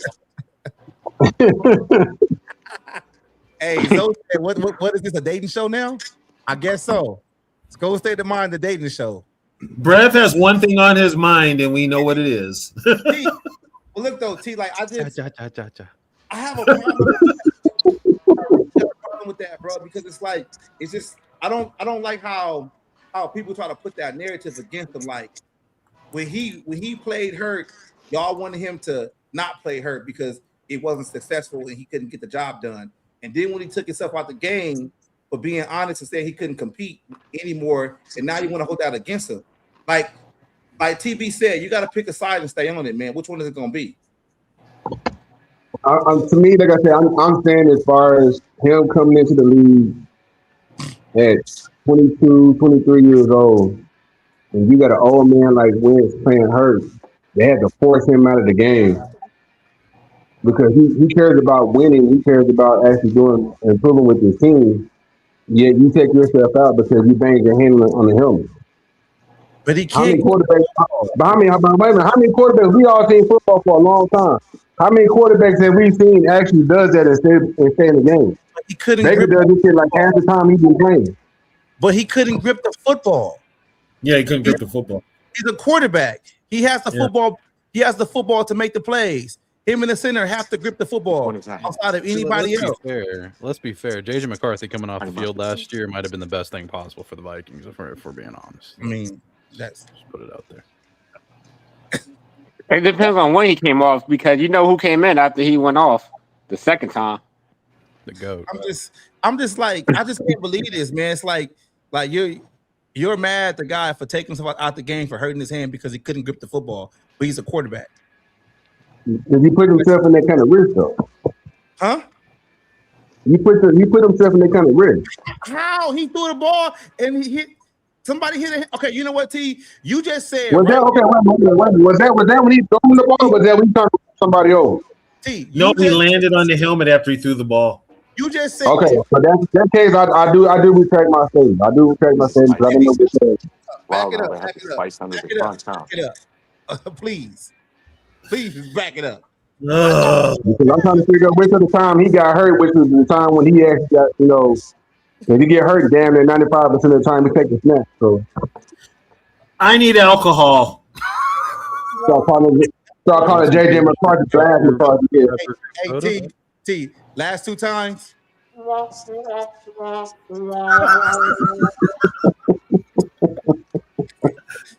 You gonna get it together, man. I'm gonna throw you an alley oop next time so you can get me back. Because right now, if we was taking records, man, you're losing right now, brother. I'm just saying, man. It ain't looking good. It ain't looking good at all. And I'm gonna ask you one more time, T. Do you got anything else? Well, I got plenty else, but I know when to shut up though. Oh, okay. I told you I was a good husband. I know when to shut the fuck up. Yeah. I'm just you said you had all the smoke, and I'm just like, it's I don't see it. It's light, but you see it. I don't see it, man. I'm just waiting for you to come with some stuff so I can be like, damn, he got me. He was right. But everything you've been coming up with been like, it been subpar. Again, what I said to you about as far as with Kyler Murray, what I said about Kyler Murray as far as him, what he said was not wrong when what he said that he needed more reps. That's what I was saying as far as like, there was no, he should have never said it. I agree with TV when he should have never said it. He just actually started doing it. I got a solution. Here's a solution for Kyler Murray. How about Kyler just shut the fuck up and look good in the reps that he's doing? Yeah. Right. I agree. How about you go out there, whatever reps you get, you look good doing them, whether it be more or less. Look good doing them. Yeah, I agree. Hands down, I agree 1,000%. The bitch. See. And pull the bitch. Just go out there and look good. Go out there and look like the 8-year veteran that you've been hyped up to be. Go out there and look like this great fucking quarterback that we've been told you are, but with our eyes we can tell you ain't. Okay? Right there. Bottom line. End of fucking argument. Next subject. Tiene que dejar de cuidarse o ponerse de heart. Joe, thank you so much. Richard, let me ask you the final play. Take me through it. Meanwhile, the best corner in the game. When you try me with a sorry receiver like Crabtree, that's the result. Don't you ever talk about me. Who was talking about you? Crabtree, don't you open your mouth about the best. Or I'm going to shut it for you real quick. LOB. All right, and Joe, back over to you. All right, well, we saw. That's for you, T. Mediocre at best. The petty one strikes again. I told you I'm petty. I told you. You got a penguin. No, put the penguin exhibit back up. That was awesome. I told you I'm petty. I'm petty. Can I be Aaron Andrews? What up, so? How you doing, so? So what's good? So I told you I was gonna be on one this Saturday. I told you earlier. Didn't I tell you that Friday? I said I'm gonna be on some bullshit. Be on some bullshit. You right on that. You talking some bullshit. It is definitely some bullshit. I see, man. Y'all gotta leave my boy T alone, man. Okay, so let's just here's the deal. I'm gonna be vocal about this shit. I don't give a fuck if you the president of the fucking Kyler Murray Nuthuggers Club. I don't give a fuck. I'm gonna talk real shit. Y'all gotta come up to us with some fucking facts that are positive about goddamn Kyler Murray. Because everything we've seen with our eyes, he sucks. He sucks. Look, I wasn't trying to go there. No. You the motherfucker that started this shit in the first place with your fucking Kyler Murray dick sucking motherfucker. So you put a motherfucker on your show last week. The only reason he likes Kyler Murray is because he liked to play him in Madden. That's it. Bro, I trust him, bro. He did say that. I say this. Your man said that. Your man said that. When he said the Madden thing, I was just kind of like, you put him on there. I didn't know. I was like, damn, I can't defend this. What the fuck? You had him on there. So guess what? Y'all really went down the hill real quick.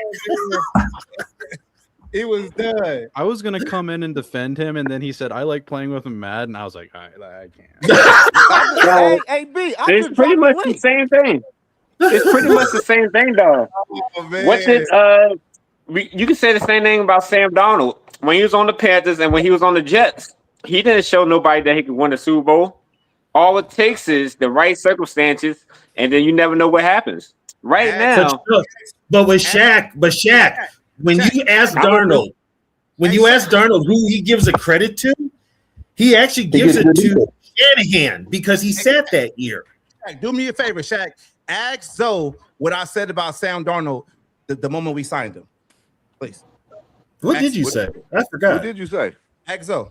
What did you say? Darnold's gonna be really fucking good. Watch. I don't remember that. Oh, you must have been watching my show right now. You did say that shit though. I did say that shit. Yeah, you said that shit early. Early. Yeah. You did say that shit though. Hey, T, my bad, T, man. My bad, man. I've been handed because, like I said, because you ain't telling me nothing I don't know. Because my thing is like, okay, because like I told you earlier, you gotta wait and see what Kyler Murray can do as far as in the regular season game. I am, but I'm telling you though, I do have faith. You have been hitting me all week. You have been telling me all week you was coming with the business. So I was like, okay. Because the little video that you was sending me was bullshit. That's why. So the little video that you tried to throw me in my little inbox was some bullshit. That's why. I sent the videos to everybody else too. T got them. I'm pretty sure everybody else is too. So here's the thing: we're all waiting for Kyler. A lot of people think Kyler's going to be vastly different with the Vikings because supposedly he's in a better offense. Definitely, ain't never been a top offense, but it's better. So, what if he gets up here and he's doing the shit that he was doing in Arizona, fucking up? Then if that's the case, if he's doing that, put JJ in and see what JJ can do. And if JJ can't do it, no, I want to hear many of you motherfuckers, if he flops, I want to hear you motherfuckers get up here and say, I was wrong. Oh, I'll say that. I'll be the first to say it when he flops. T, you gonna say that, T? Yeah, I'll be the first one. When we lose in the NFC Championship game because of Kyler Murray, I'll admit to you, TB, that Kyler Murray was not who I thought he was. We ain't. But here's the thing, though, that also goes reverse as well. Because TB, are you gonna be man enough to admit that you were wrong about Kyler Murray? Yeah, of course. I would. Yeah, I would. Why wouldn't I? Now, y'all gonna admit that y'all was wrong about Kyler Murray and wrong about JJ? See, here's the deal with me. I ain't one of them niggas to say one thing and do the exact opposite. If a motherfucker's good, I will come out and say he is good. I will come out and say he is good. I'll have to do that with KOC if he actually wins the Super Bowl. You know how that's gonna fucking kill me because I can't stand it. That's a far fetch from that. That's too far down the line. O'Connell wins the Super Bowl. Do you know how much crow I'm gonna have to fucking eat? Everybody on this panel is gonna say Kevin O'Connell is my tall and handsome head coach. No, you can say that. I'm just gonna say he won a Super Bowl. I'll take it. I already know. So I'm like, it's just one Super Bowl. He didn't win two. Yeah. But what has Kevin O'Connell done in the past week since he won that Super Bowl? I mean, yeah, I could. You know what? He could win, and I could move the goalpost and say, "Yeah, win another." Yeah, that's exactly what's gonna happen. I could do that, but no. Okay, if Kyler Murray has a good year, I will say, okay, maybe I was wrong. If they win a playoff game, maybe I'll say they was wrong. But for me, if they actually start 5-1, what's your response to? Going into the bye, 5-1, what's going into the bye? No, he's got to go the whole season. Yeah, what I'm just saying, as a start, would you say, okay, you're on the right track, you're showing good, going into the bye, then you're going to have to sit it down for another year. And I will say the same thing for Kyler that I said about Sam Darnold.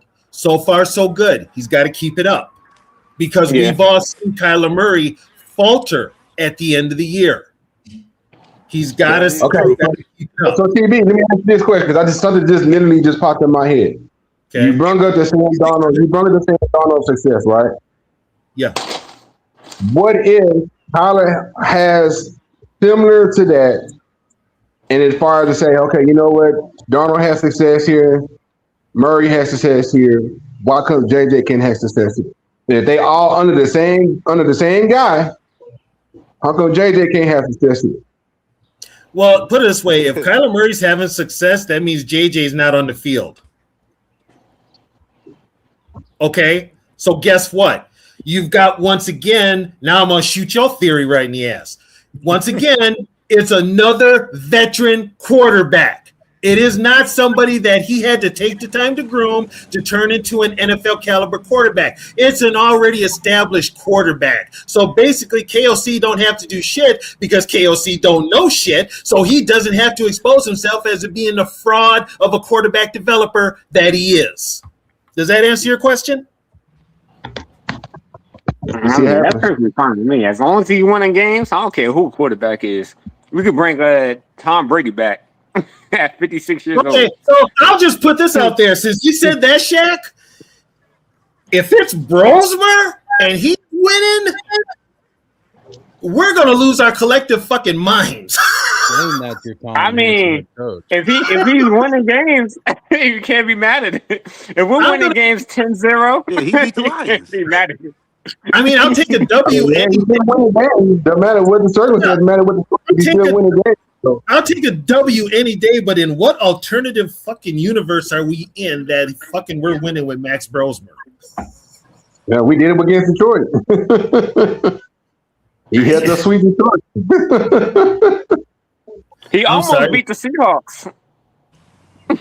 When? Maybe, but not in real life. Before he threw the pick six, we had the chance to win. Oh, you mean when Kevin O'Connell should have kicked the field goal? Right. But you got to put the ball in your best player's hands, and he did that. And I've won 2 Super Bowls. If you're going to put the ball in the best player's hands, you let Riker kick the damn field goal. I've won 2 Super Bowls in my Vikings franchise on Madden with BJ McCarthy, so they should roll him. On Madden? Yeah. Was it all Madden? I'm gonna play some Madden today. To tell you the truth. Hey, you said you played with who? I'm gonna play some Madden today. I ain't played in a minute. hey, Wood. Yes. Hey, did that man really say something about Madden? Yeah, he did. You didn't hear that? He said the reason why he liked Kyler Murray is because he played with him on Madden. Yeah. That's what he said. You should have kicked his ass off the stream for saying that shit.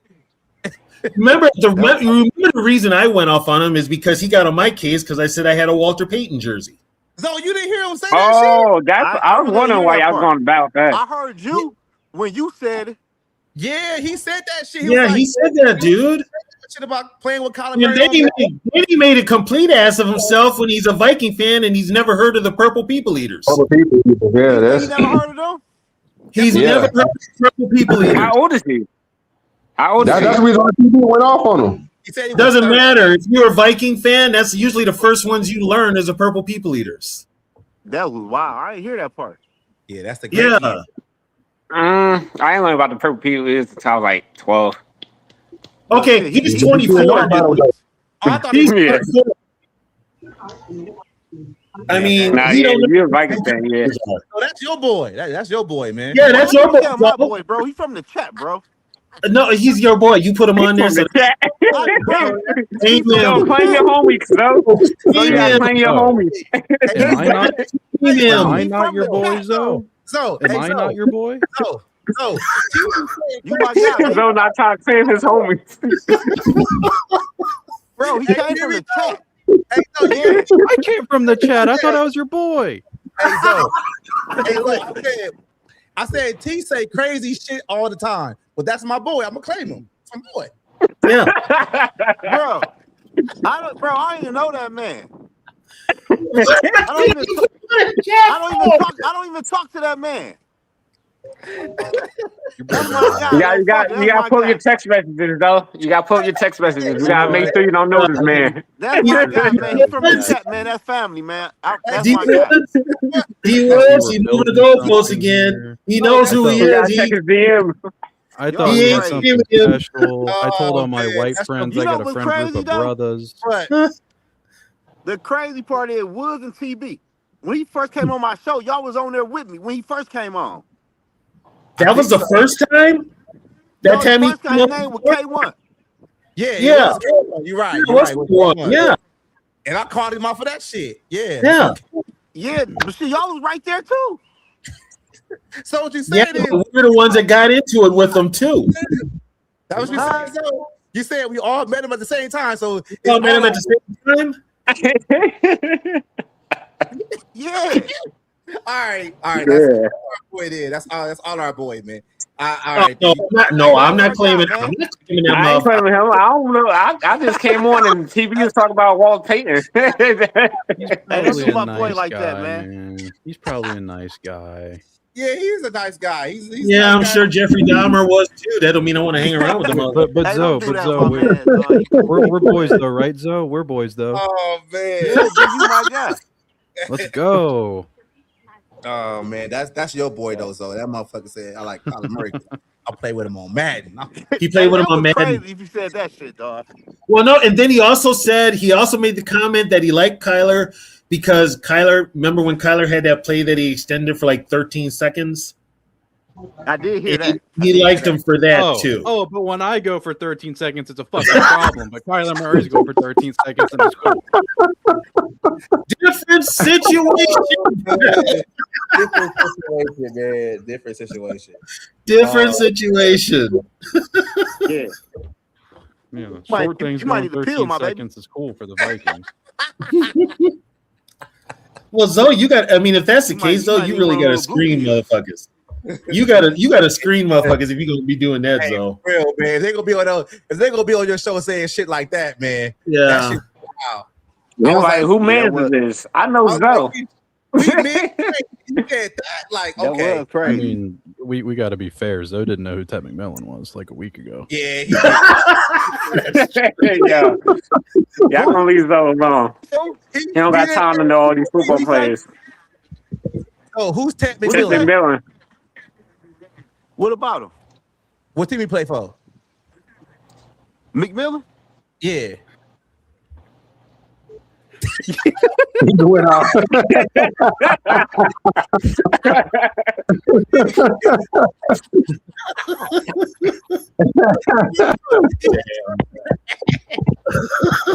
Y'all ain't shit. I didn't mean for the body bag to get zipped up like that. That was just.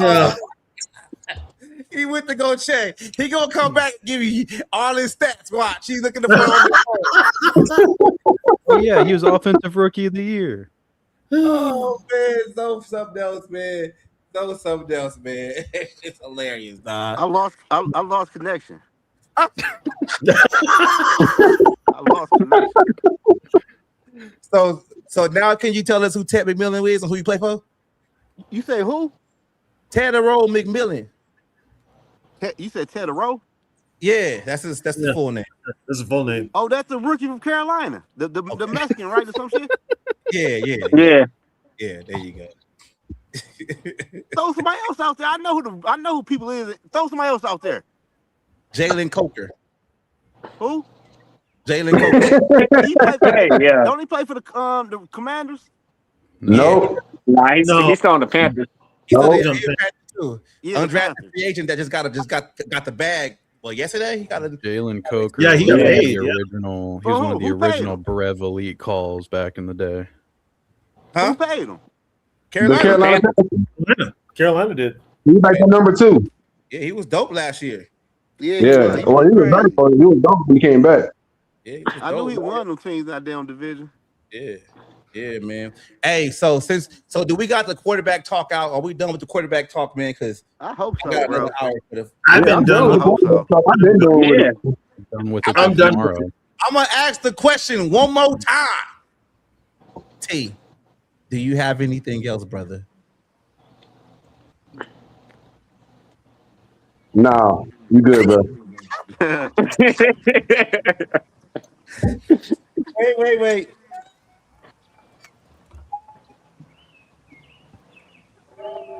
There you go. There you go, man. All right, T. I'm done. I'm done with the quarterback position. All right, look. So Thank you. let's talk about the front office, man. Y'all been hearing about the front office? Guys coming, guys going. TB's boy Grigson still got a job, which I'm not mad at. Whoa, how's he my boy? Hey, man. That's your boy. Hey, he got a job, but he ain't got no power though. No, Hey, he's he's don't bother probably me. he's probably got 1 foot out the door. Yeah, he They're got gonna one foot make out. they're gonna make wholesale changes from what I'm hearing. Even my guy is worried, so that there's gonna be many more changes in the front office. He's the So Mike Penn of our front office. I don't know, man. I'm not too bothered by Grigson no more. I never really was, but it just is what it is. Like my whole thing with Grigson is like, what did he exactly do? He got Andrew Luck killed. Well, that's what he did in Indy. What did he do when he was here? Hey, We don't know. They said him and Nolan were together in Seattle. Was Grigson in Seattle? Was Grigson in Seattle at one time? Yeah. I don't think Grigson. Really? I don't think Grigson was in Seattle.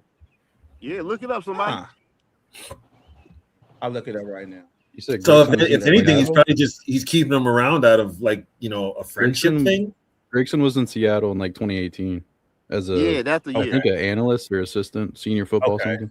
Oh, okay. So they did cross paths. They did cross paths. Okay. So basically, what they've got him, he's got a new position now, as far away from decision making as possible. Right. They took that power away from him. He has no say in anything what's going on with the team. So right. I mean, I'm cool with that. I'm not mad at that. I mean, I don't know what his role was in the first place, but I mean, if they feel like they you know what, D Woods, that's the funny part. We had all those people in the front office. We don't exactly know what the hell they were doing the last 4 years, the last 2-3 Collected years. a paycheck. That's basically it. That's paycheck. Yeah, that's basically it. I mean, I gotta jump out of here, y'all. I'll talk to you all right, later. All right, bro. You got a date. Bro. Yeah, I'm just not really I'm not really too attached to all right, what's going on with Grigson or whatever. Like just like Tony said, like we really don't know who was doing what or whatever, but I am excited about the other shakeups with the names that Teasley brought in with getting old boy from I can't pronounce his name right now, but getting old boy from Seattle and the other analyst from Cleveland. Like that's cool. That just lets me know they're actually trying to shake up this front office and go into a whole other direction. And That Cleveland guy is from Minnesota. he was a Viking too. He grew up here and everything, so that's why they brought him back. He's a Minnesota guy. Okay, that's what's up. How you feel about that, Shaq?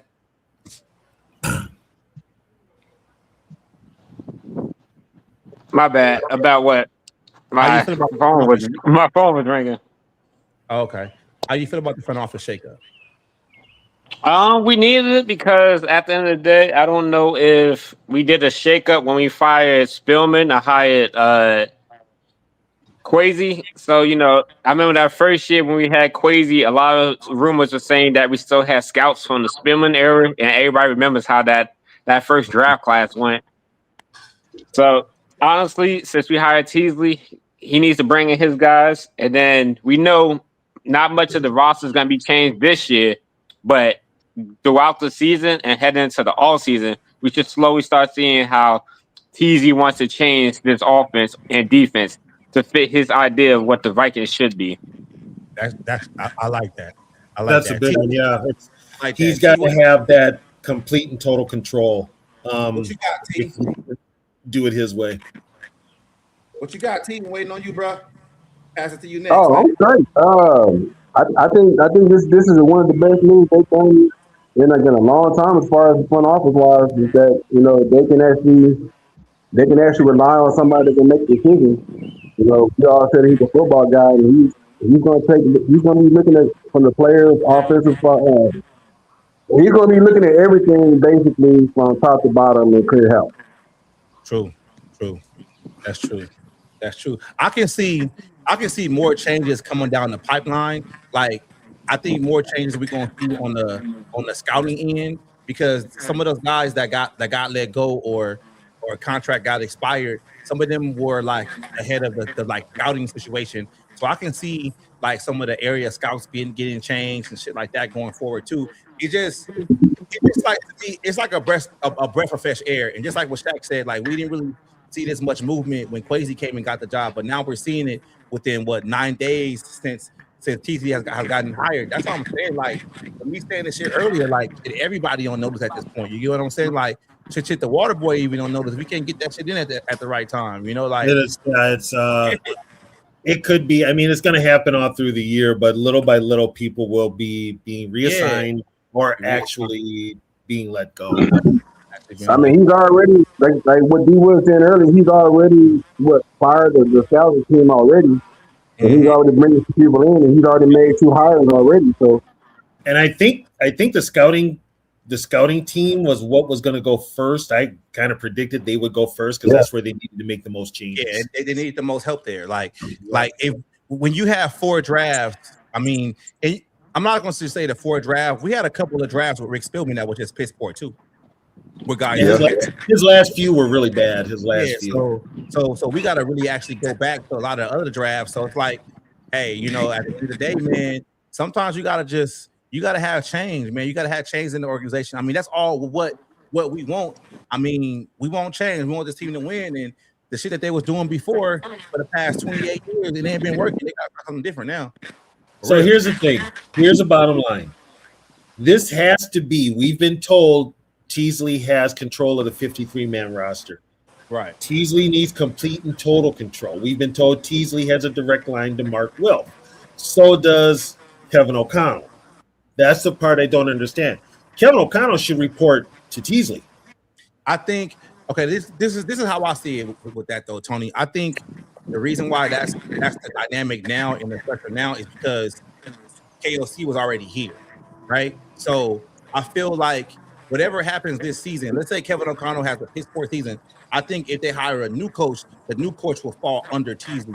But since Kevin O'Connell was already an incumbent coach already here, I think the Will kind of wanted to give him a little bit of say-so.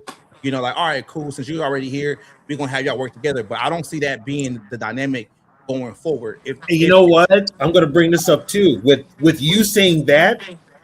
That tells me that Mark Wilf, being an absentee owner, still doesn't know what's going on in that building. I would have no idea. Yeah, I would have just told Kevin O'Connell, like, look, man, you're gonna report directly to the GM now. That's what we hired the GM for.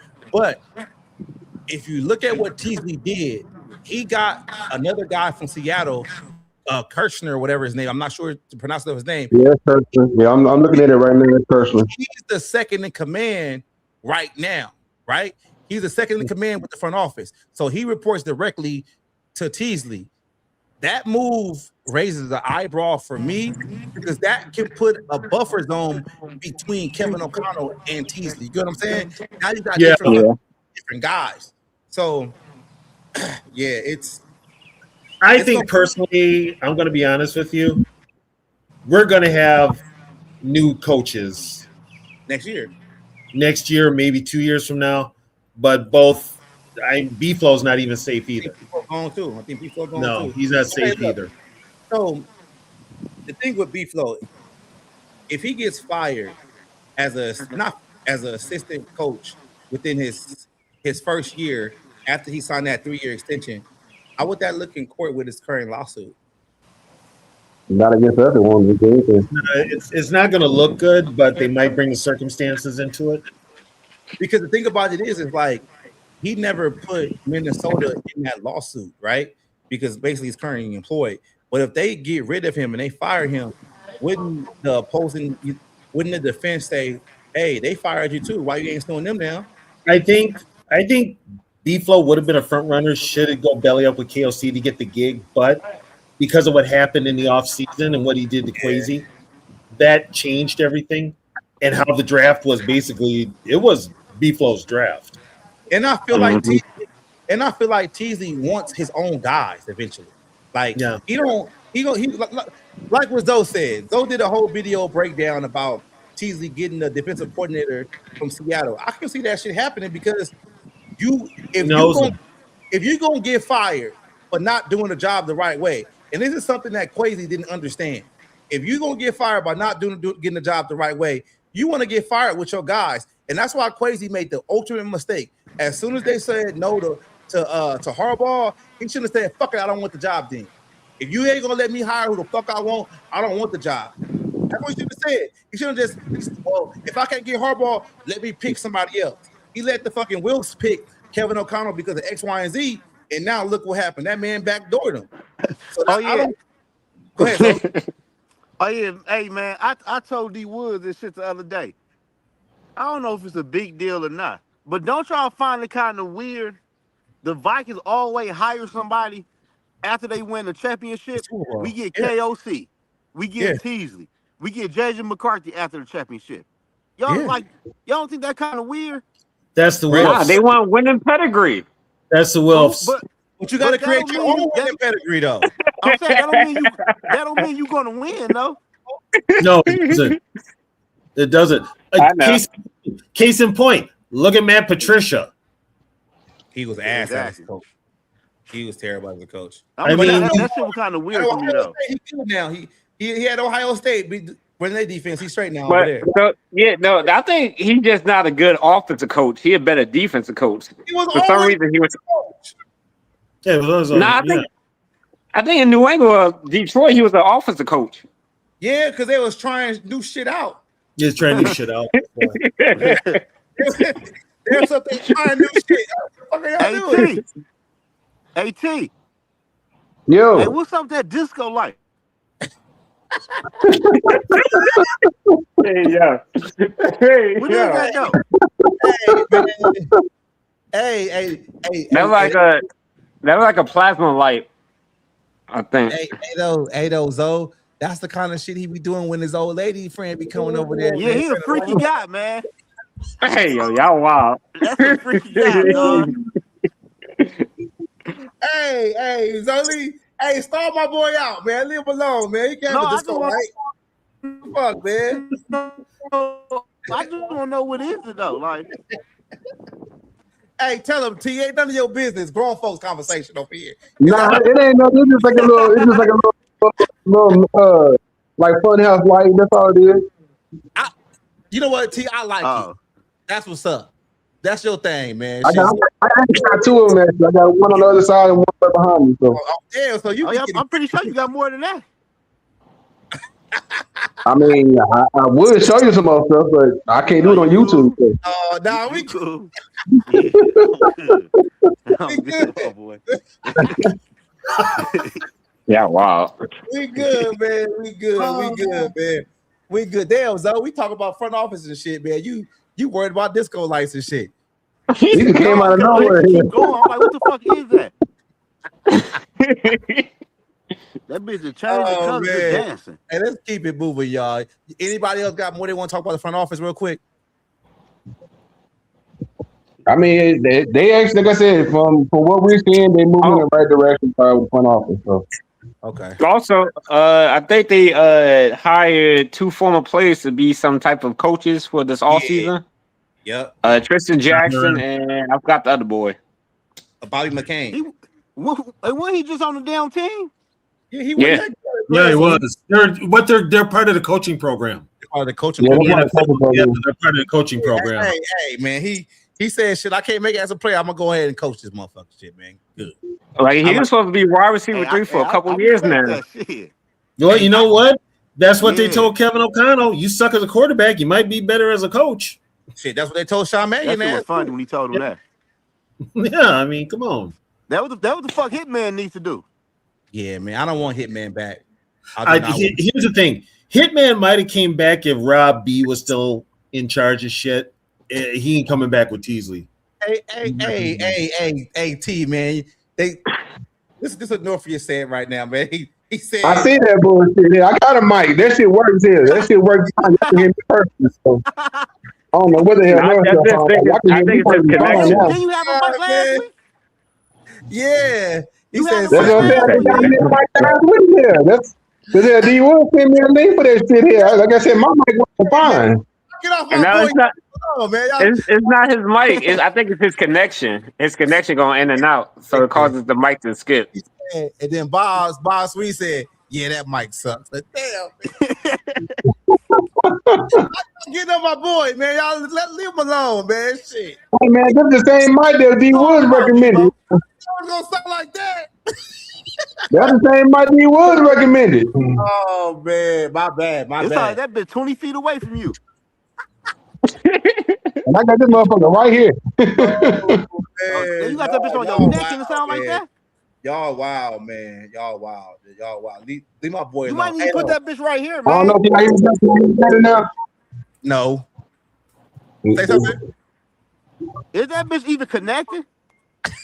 It's connected. But if it wasn't connected, you wouldn't have to hear me. Hey T, you gonna have to get one of them trucker ones, dog. The ones that go over your they got the motherfucking little microphone right here and shit. That was you gonna have to get one of those joints, man. He sounded better You need to- last week though. Yeah, he did sound good last week, man. You need to send me the camera you use, D Wood. I remember you said it before, but I forgot it. All right, I'll send it to you. You got open your inbox though. I can't DM you though. I don't know why my inbox open for you though. Can you hear me now? Is that a little bit He better? would got his shit on private. I think D Wood shit on private. It said you cannot message this guy. Pretty much. He has to send you a message. Hey, it was on X or what? It was on X. I'll show you right now. Hey, my bad, Shaq. Let me you probably don't follow me on there, man. Let me see. I do follow you. I don't know. He trying to make an excuse, Shaq. Hey, my shit probably is on private, man. What's your screen name, Shaq? What is that shit? So X done banned my last one, so I got to go to my secondary account. It's JERZ Prince Kicks.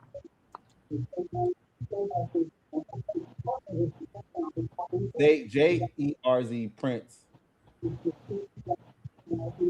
You should see my name pop up with some pictures of my feet with some Jordans on. Question: do you guys remember Aldon Smith, the linebacker with the Niners? Yeah. He passed away. Oh, for real? Really? What was it? Today? It looks like today. Damn. I know he has some mental issues. Yeah, he had some. The NFL announced it that he passed away. Aldon Smith. Yeah, he was a dog back in this day, though. He was a dog. Yes, he was. Wow. There we go.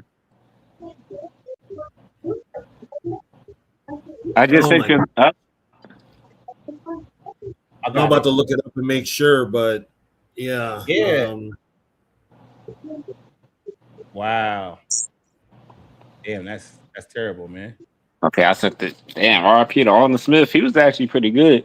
He was damn good. And he was one of the best pass rushers when he was playing. It's just that off the field issue. He was on that defense with what's his name? Patrick Willis. And Navarro Bowman. They had some Bowman. Y'all see what's his name? Henry Ruggs got denied parole? He should. Yeah, he did. He got denied. Yep, he did. Yeah, I did see that. He killed somebody. Should be denied, man. For real. All right, so I talked about this on Zoe's show, but I had to do my deep dive, man, and get into it. Jauan Jennings, man, I don't think he might not fit the Vikings too much, man. I think he's too low.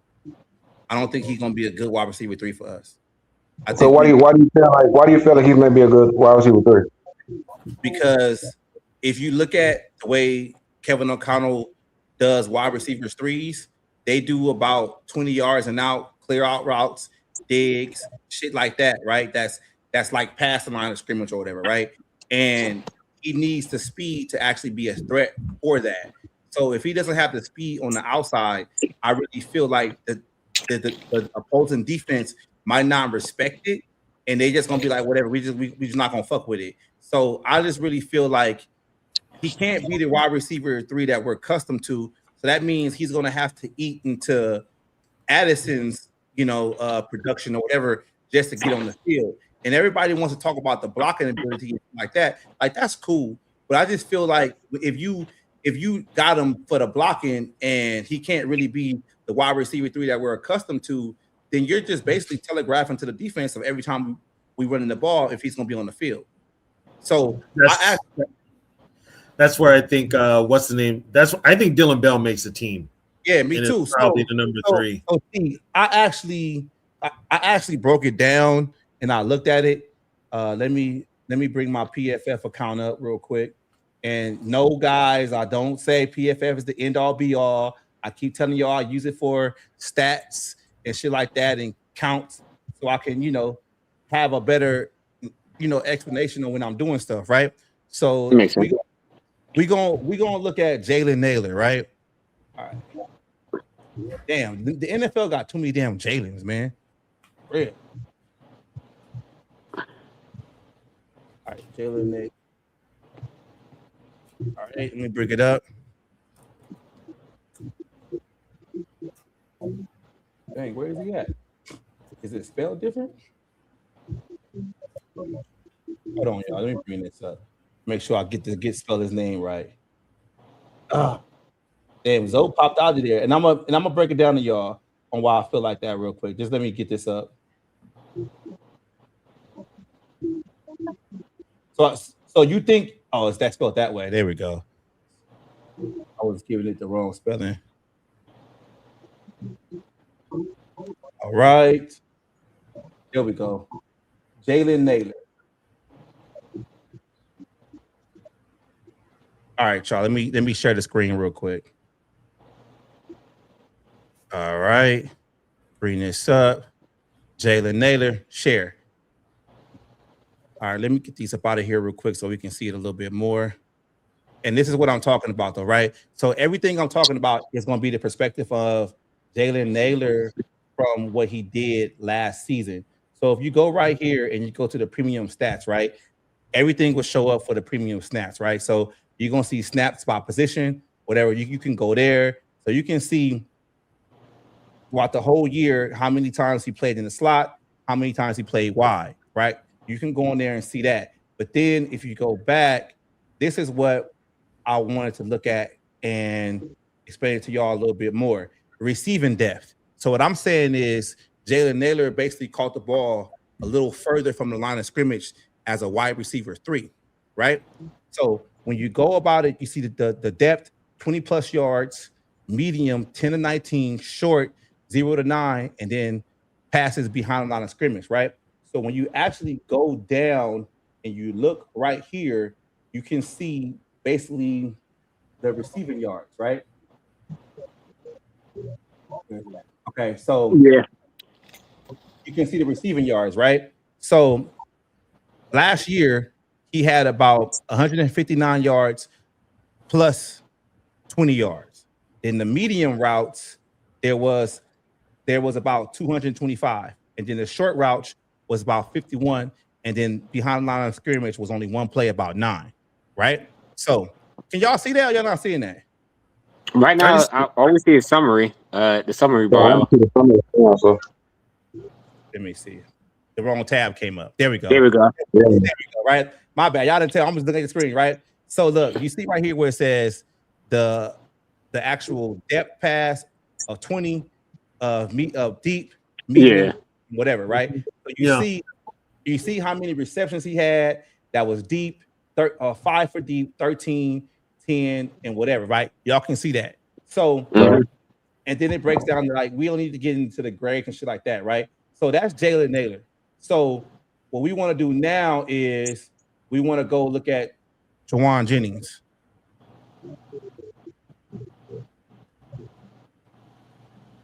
All right. And this is what I feel PFF is actually good at. Shit like this. Like it ain't gotta be the fucking grades and shit. Like it can be the other stuff. And that's crazy. We did use Jalen Naylor mostly as a deep threat. Yep, mostly as a deep threat. Yeah, he was.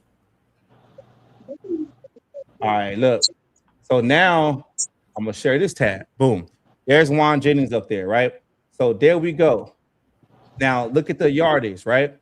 Now for depth, he only had 4 receptions for about 110 yards that were passes over 20 plus yards, right? Now we got the medium range of 10 to 19. He had 357 yards for the medium routes And then here we got a jump in the short routes where he had the yardage of 240. Now look at the receptions, right? That's 4 receptions deep, 20 receptions medium, and then 32 receptions short. Yeah, okay, go back in your room. Yeah, so what I'm saying is the wide receiver 3 position, just like Shaq said, we use Jalen Naylor as more of a deep threat, but that's not what Jauan Jennings is. You get what I'm saying? Like, Yeah. I agree with you saying. I think that Jauan is more of a possession receiver more than a deep threat receiver. Yeah, but what I'm saying is though, he doesn't have the speed to be what we would normally have for our wide receiver 3. He normally catches a lot of short to medium passes, not medium to deep. So what I'm saying is we're looking at his stats and his production from the Niners. He might not have that same production here because he can't get that separation and get, what Jalen Naylor was doing for us last year. But you gotta put in perspective is that with Addison and Naylor last year, they were both our deep threat guys. You had Jefferson was coming over the middle most of the time, but it was like Addison and Naylor was our both deep threat guys. But though T, that's what I'm saying. In order for him to be effective on this team, he's going to have to eat into the route share and Jefferson. Okay. We can't have that. Unless O'Connell decides to do more short stuff. Thank you, I Shaq. believe that when I see it. So I'm just saying. I ain't saying he's gonna do it. I'm just saying that's what he's gonna need to do. I mean, with O'Connell, it's like he is stuck on his playbook. His playbook can do no wrong. So for him to have a wide receiver who's not a deep threat at all, he is a possession receiver. He's a possession receiver, and that's what I'm saying. Like, that either tells me either he is going to adjust his playbook, or wishful thinking on his part that he will get him to adapt to his playbook. Because so we can look at look at Addison. Let's look at Addison missed more games. Let's look at Jefferson real quick, because I'm just telling you, like, I think we need to tailor those expectations for Jauan Jennings because he might not be able to be that wide receiver 3 that we think he is. that's why I think they keep Dylan Bell. Yep. Or I might be saying Ty Felton might be the one that be the wide receiver 3. Tell you the truth, because he's one of the fastest receivers on the team. Who's right now the fastest receiver on the team right now? Ty Felton. Yeah. All right, so look at this one. So here's Justin Jefferson, right? Justin Jefferson, here's his thing right there. So he only had 5 receptions of 20 yards or more. Then you got it on the route from. Yeah, and then the medium receptions, he had 48. D Woods, raise it a little. I'm on the wrong tab. You got to raise it up. There we go. I was on the wrong tab. Y'all gotta keep I told you it was on the summary. Yeah, because every time I click it, it just gives me I gotta keep sharing that what's the name? That tab. So here it is right here, y'all. You got 20 plus receptions, 20 plus yards, right? He had about 5 targets, and then the medium, 29 targets, the short, 30 targets, and behind the line of scrimmage, well, that's reception, sorry. Behind the line of scrimmage was about 20, right? So the one thing we got to look at this, though, also is look at the targets, though. So he was targeted of 20 plus yards 22 times, and he only had 5 receptions out of that 22. That ain't good at all. And look at the drop. And look at the drop rate. Look at the drop rate, right? And this is why I be telling y'all, the PFF shit, this is where, it gets to the nitty gritty. Because look, that's where a majority of his drops came from was catches over 20 yards. That's something we got to have a conversation about. So just like I said before, for Jauan Jennings to be a successful wide receiver in his offense, he's going to have to eat into Jefferson's fucking rock share. He's gonna have to, and we can look at Addison, and we have to look at Addison too. Let's look at Attaboy. Let's look at Addison. And That's cool because we honestly got to start targeting Jefferson so much because at this point, that's looking like running back stats right there. How many receptions he's getting? What up, Hey, Dale? You in sorry, here now? y'all. What's good, man? Y'all breaking down the wide receiver room?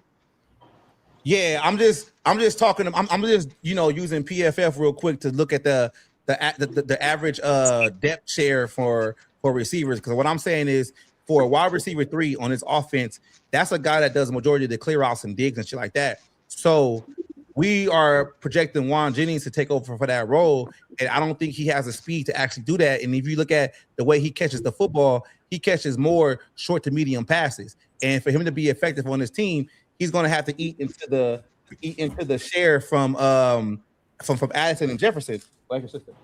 Yo, do me a favor. Look up the top 10 offenses and see how many pass attempts that they have throughout the season. I don't know, because that's what we want, right? Top 10 offense, right? I hope so. Yeah. So like, let's look at how many times they're passing. You know what I'm saying? And then figure out how many targets these motherfuckers need in order to be effective. You know? Bro, that is a better way to get now. I just don't know how to get to it. We probably have to do it for the team. If that makes sense, you know? Yeah. Okay. So let me share the screen right here too. So here are the Vikings. Here's the Vikings offense right here. Overall team grades. That's a grade. Offense of 26. So let's get to their stat. Where are the stats at? Is it break down the premium stats over here too? I don't You got first and special teams? Huh? I didn't even know he was first at special teams. I mean, when your kicker don't miss, that puts you up there. Yeah. I don't see. Well, Price was going off last year, man. He was. It was Price. We got a gem in Price, man. The only thing I didn't like about special teams was our coverage team. All right, there we go. There's the teams right there. So offense. All right, hey, D Wood, while you looking it up, hey, I think Claiborne gonna be the kicker returner. Yeah, he is. Over Price? Yeah. He is. Price might not even make the team. Okay, see, it's just giving me snap counts and grades. I don't need the grades. Okay, so here's the deal. You were asking about that, Del. So I'll roughly say this. With the top 10 offenses, one thing was in common.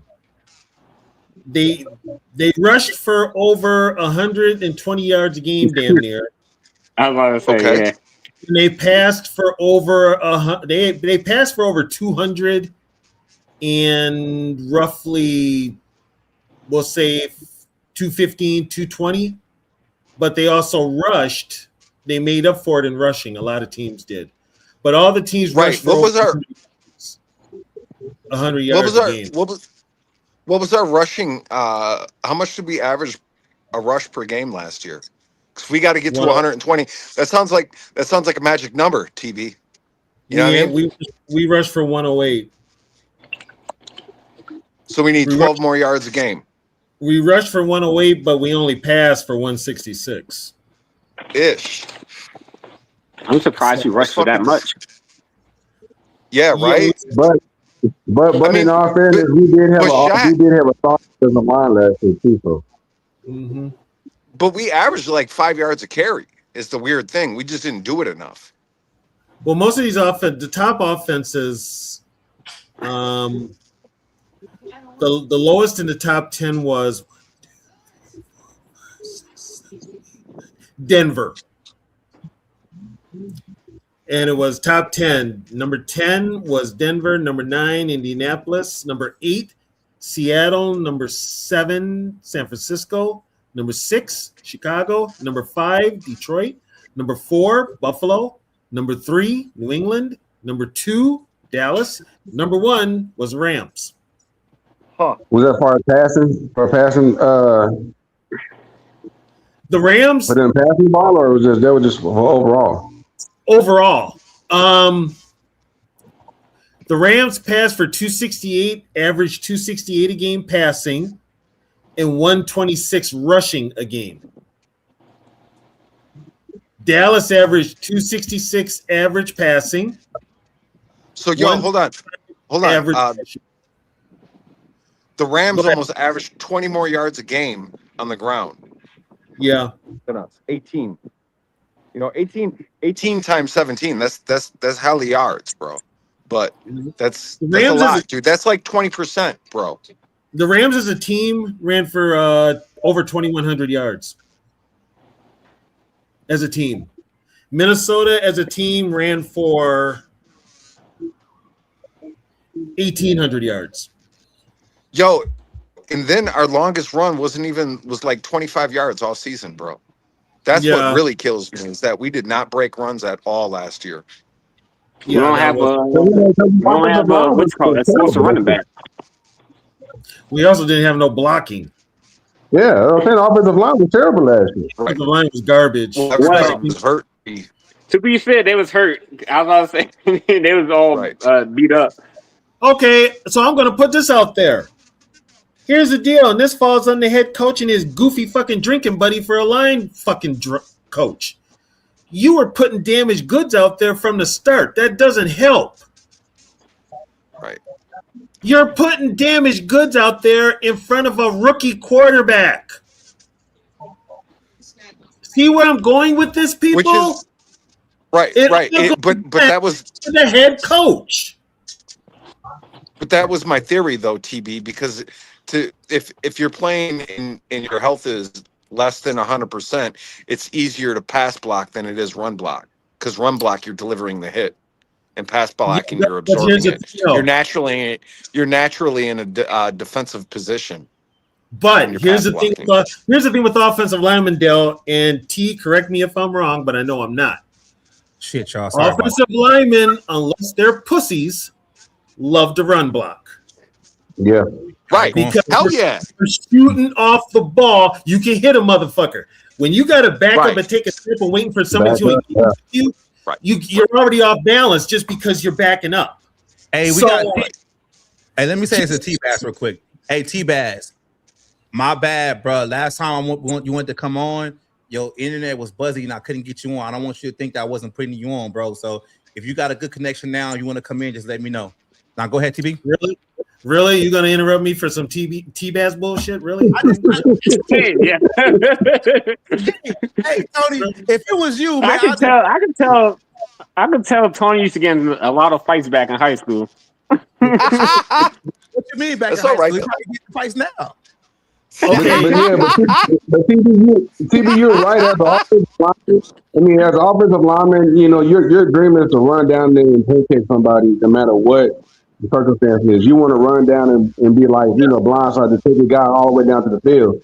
As an offensive lineman, you hate to pass block because, like you said, a lot of times you're off balance and you're off centered because a lot of times you're moving backwards as far, especially with the offensive, the right side and left side tackle. Right. So when I played D-line, so when it's a running play, right away it's mano-a-mano. Well, the offensive lineman already got a leg up on me. When it's pass blocking, I've got a leg up on him because I'm going forward and he's backing up. He's backing up. Yeah, so I'm already ahead. So Man, if you've got, I would have loved to do a TE stunt with you, TB. I would have ate a defensive tackle for you, bro. Just ate his lunch and like, go get him. Let you come around. You know what I'm saying? Yo. Just crush that motherfucker. It's like, and our offensive line coach wasn't that good, but knowing that he wasn't that good and the type of scheme you're using, you put your young quarterback and then your veteran quarterback in a lot of harm's way, and that's from the head coach and his philosophy. It really is. Yeah. We can't get mad at the quarterbacks. We shouldn't be getting mad at the players. The players are only there to do what they're told. We've got to get mad at the coaching staff for putting these players in positions that probably aren't even their best suited for. Yo, and Kevin Smith is coming in with that zone, that outside zone. So Frank like Smith? In camp right now, right? Yeah. In camp right now, like I guess the linemen are running like 30-yard drills like all day long. That's what's you know, up. trying to get out on him. Yeah, they've So- said there's a different attitude, and I've been saying this. D Woods, you've been saying it. I've said this team has been very soft under Kevin O'Connell. We're hearing that there's kind of an attitude on that offensive line this year that they actually want to start hitting. Oh, so much better. So we'll see what happens, but yeah, I mean, offensively, you've got to get an even balance in both offense and defense. Offense and we gotta come in with this year with a healthy offensive line. I like Just know when to run the ball. Know when to run the ball. That's another one too, Shaq. I've never seen a coach who will have the success running the football and then completely abandon it. He can't do that this year. He can't. If you ask the Cowboys fans when they had Kellen Moore as a OC, he did the exact same thing. Yeah, he got a head coaching gig too. Yeah, he did. I'm like, I stand by what I said to you. He's going to run the ball this year. From I hope not. I want that belt. He's going to run the ball because his job's on the line. He got to come with something different. You know, I said that, you know, going into this year that his play calling the last 3 years have been watered down. 4 so years. like now he have to change something up because he's forced it. 4 years. He's been forced. He got to force to change his stuff up now because his job is on the line.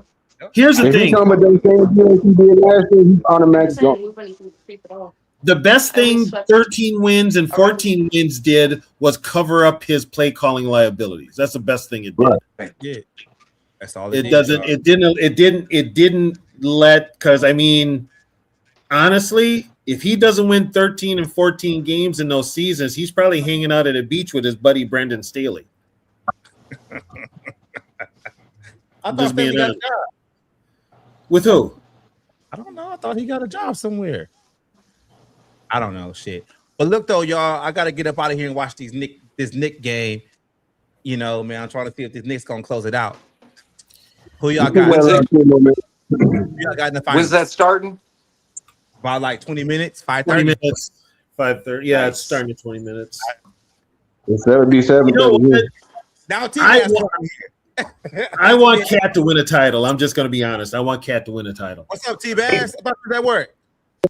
Hey, work. Okay. To kind of echo on what we're talking, you know, and stuff. To me, dominant I've seen in my time was the 80. The thing was defense and not on. Their were his. They made the jump. I went to so that we, I think. I know their defense line. What's that? Your like your connection keeps going in and out. We hear every other word. Okay.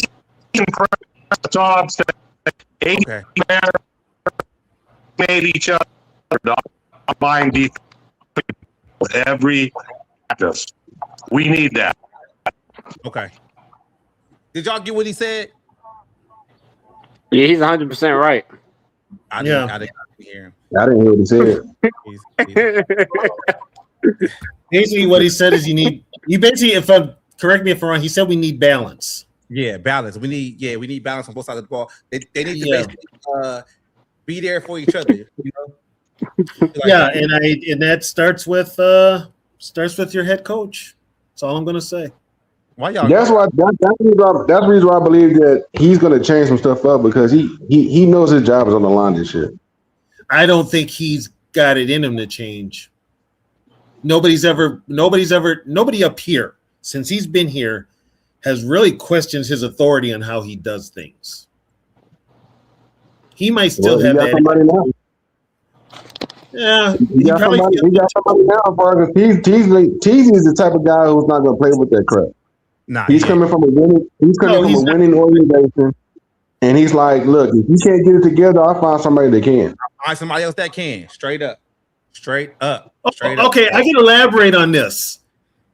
Back then, T-Bass, there was a battle with the lines. It didn't matter who you were and who you played. You always, in that mentality of men back then, you were always better than the guy you played against, whether it be a friend or foe. You were always better. That was just a mentality. Now everybody is just so blase blah, take it as it is, make sure I don't get hurt type of thing. But in those type of situations, yeah, those lines, that unit, that Bears offensive line they went up against that Bears defensive line every day, just like the Vikings offensive line when they went up against the Purple People Eaters every day. Iron sharpens iron.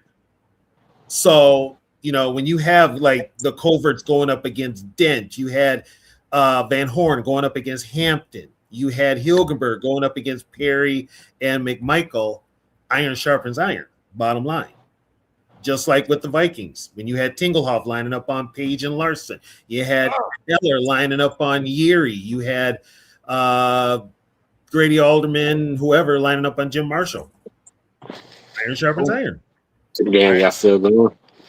Yeah, so I'm about to get up out of here, man, because the Knicks coming on. Got to see what this finals look like, and I'm cooking in the back room too. That's why I keep going back and forth, and my little one she keep trying to come in here, trying to. She's hungry. Yeah, I think. What you over there burning? Go feed your daughter, man. What's up with you? What you over there burning? I'm still cooking. Hey, though, let me tell you what I cooked today. So I got some of these leg quarters, right? I put it in there in the crock pot, with some bouillon and some cream of chicken soup and mushroom soup, whatever. Put that shit in there. It's been simmering for about like 3 hours right now. So now the meat is just coming off the bone right now. So I was about to say that shit done, bro. Done. Yeah. It's done now. Hey, D-Wood. Hey, I gotta send you some barbecue sauce from here that you're gonna fall in love with. What's in it? You ever had a Head Country? Head Country? Do it got high fructose corn syrup in it? I don't know. It's based out of Oklahoma, so it's like you gotta. I gotta do real barbecue sauce, man. But send it to me. I'll take it. I just barbecued last week. I did 3 stacks of ribs last week, man, on the smoker. I get down. Yeah, my sister down there in California, so I have to send her a couple bottles every now and then because every time she comes down to Oklahoma, she gotta get her some Head Country barbecue sauce. Head Country barbecue sauce. Country, yeah. Okay. Head Country, yeah. Send it to me. That's what I'll use it, man. I got a barbecue, man. I love cooking outside, man, for real, man. I was doing that last week. I had 3 stacks of ribs, man. Little bad boys on that pellet smoker. Man, the rest is history. They got it at Walmart. History, man. History. But they probably ain't got it in my Walmart. My Walmart got that bullshit, man. They be having that whack ass KC masterpiece. Like, nah, man, I don't need that, man. Give me some real barbecue, dog. Give me some real shit, man. Or I just make I gotta see you. I gotta see you that Head Country. You're gonna be like, send it to me. Hey, I'm a barbecuing guy. Just like Tony said, I gotta feed the kids, man, because she gonna come in, man. Hey, my little one, man, that's the little boss, man. She real boss. I know she get it from, but she real boss. But look, y'all, thanks for joining, man. We got through a couple of good topics, man. I really like the topic, with the with TZ and everything, shit like that. But hey, we out of here, y'all. Thank y'all for joining everybody in the chat. We appreciate it. If you didn't subscribe already, subscribe now, and we gone, y'all. Y'all got anything to say before we out of here? T, I'm gonna give it to you first. You got anything you gotta say before we got out of here, man? All grievances, done. We good now. We good now, everybody. We didn't have no problem none whatsoever. It was just I didn't like the part when somebody do something bad. You the first one to send some shit too. All right, I want to do that next week, but we got today. I start back doing. Hey, I'm just saying it only happened one day though, because they said that the second day he was doing a whole lot better. Second day he was doing, but then I heard after that they both was ass. So yeah, I heard it too, yeah. We're back in here. So TB, what you got to say before we get out of here, man? Nothing. Everything is still in the works for the history show. So when that's up and running, I'm gonna get you guys to like, share, and subscribe. Yeah, because I got a topic for you too, though, and I'm gonna tell you right now before you get off. if you can put two of the best Vikings teams together, I know they're not the old school teams, but if you can put that 98 team versus that 2017 team, who wins? 98. 98 all day. 98? Yeah, 98. 98 all day. I don't know. For me, I barely remember the 98 because I was only 4. Okay. And I'm going to tell you why. I'm going to tell you why. Randy Moss against Xavier Rhodes. You know that's going to be the matchup. Yeah. Okay. Not only that, we also had Harrison Smith beat prime Harrison Smith. Yeah. Okay. Here's the one note. The question though is that Viking pass rush, that defensive line in 2017. You ain't getting past Todd Stussy, Randall McDaniel, Jeff Christie, David Dixon, Corey Stringer. You ain't getting past them. You know why that offensive line was so fucking good in 98? Because they were all madmen. They were all nasty ass players. Like, that's how the offensive line got to be. You got to be able to be nasty. You got to be when you look at the schedule, man. I hate playing the Vikings. They might kick me in the pile. They might punch a motherfucker. Something. These guys are like, hi, how you doing today? Welcome to Minnesota. If you fall, I'm going to pick you back up. Man. Offensive linemen got to be nasty. So that might have the edge, but I don't know though, Tony. That I think the linebackers can get there. The linebacker core, Anthony Barr and Kendricks. I like. But you know what though? As good as Xavier Rhodes was one-on-one with Moss, he no. He's No. taller and bigger. No. He's taller and bigger than Moss. Doesn't matter. Moss was Yeah. Moss would have burnt him deep. That's the thing with Xavier Rhodes. He don't got that deep speed. Rose was physical though. That's okay. Randy faced physical receivers back then. One that's going to be the wild card, I'm going to tell you right now, is probably Chris Carter against Trey Waynes. That ain't no wild card. Trey Wayne's going to get eat up alive. And then, okay, I haven't even put this dude out there. Who going to line up? Who you going to have Terrence Newman line up on Jake Reed? Oh, he getting toast. He toast. Yeah, his old ass toast. For real. He should have been out there in the first place. Yeah. Hey, you know what? That's what I'm saying. That's a good topic for you, Tony, right there. That's a good topic. Oh, I got a bunch of topics to. What about the running backs, though? The running backs. So we can't have Dalvin Cook in 17 because he was hurt after game 3. So we running with McKinnon and Latavius Murray.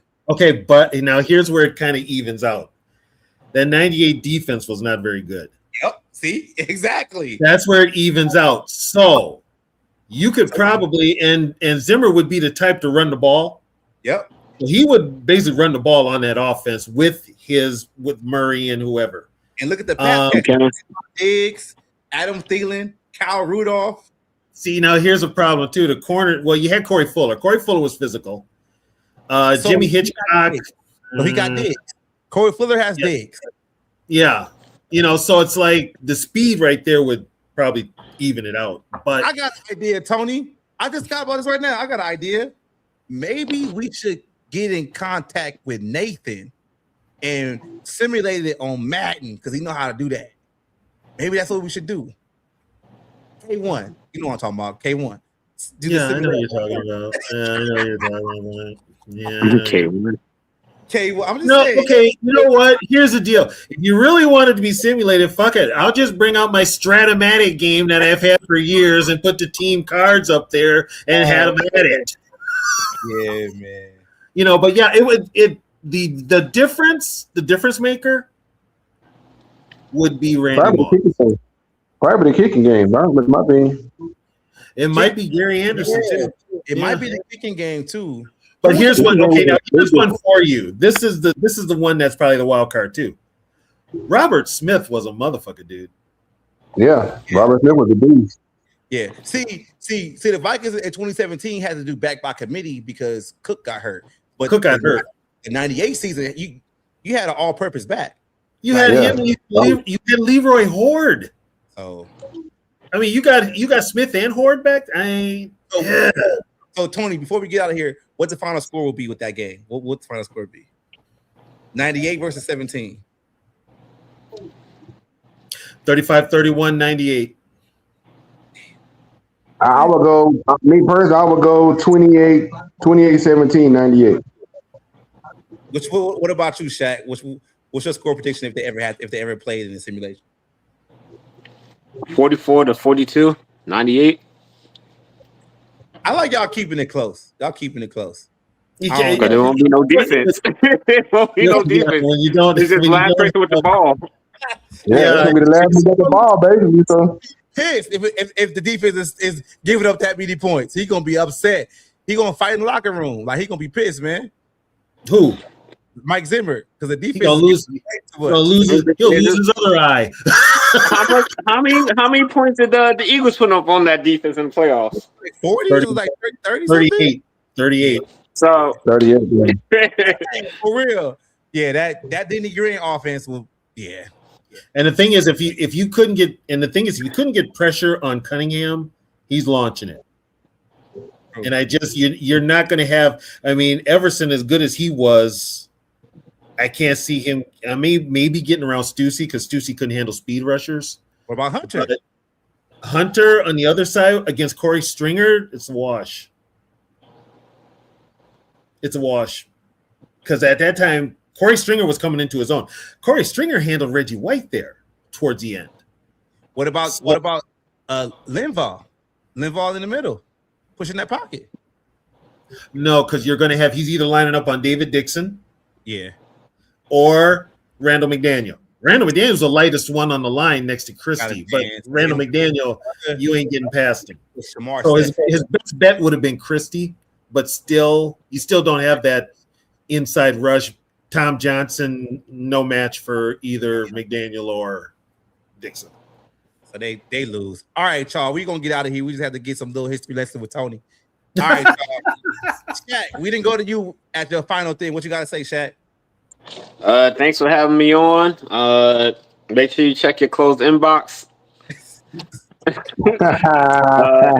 gonna stay tuned. I know you like to drop little videos here and there. I like to check it out and get some knowledge when I can. Yeah, my inbox is open now. All right, y'all, we out of here. I ain't got nothing to say. I done said it much. All right, y'all, we out of here. I gotta go feed this kid before she tell her mama on me, and I'd really be in trouble. You in trouble.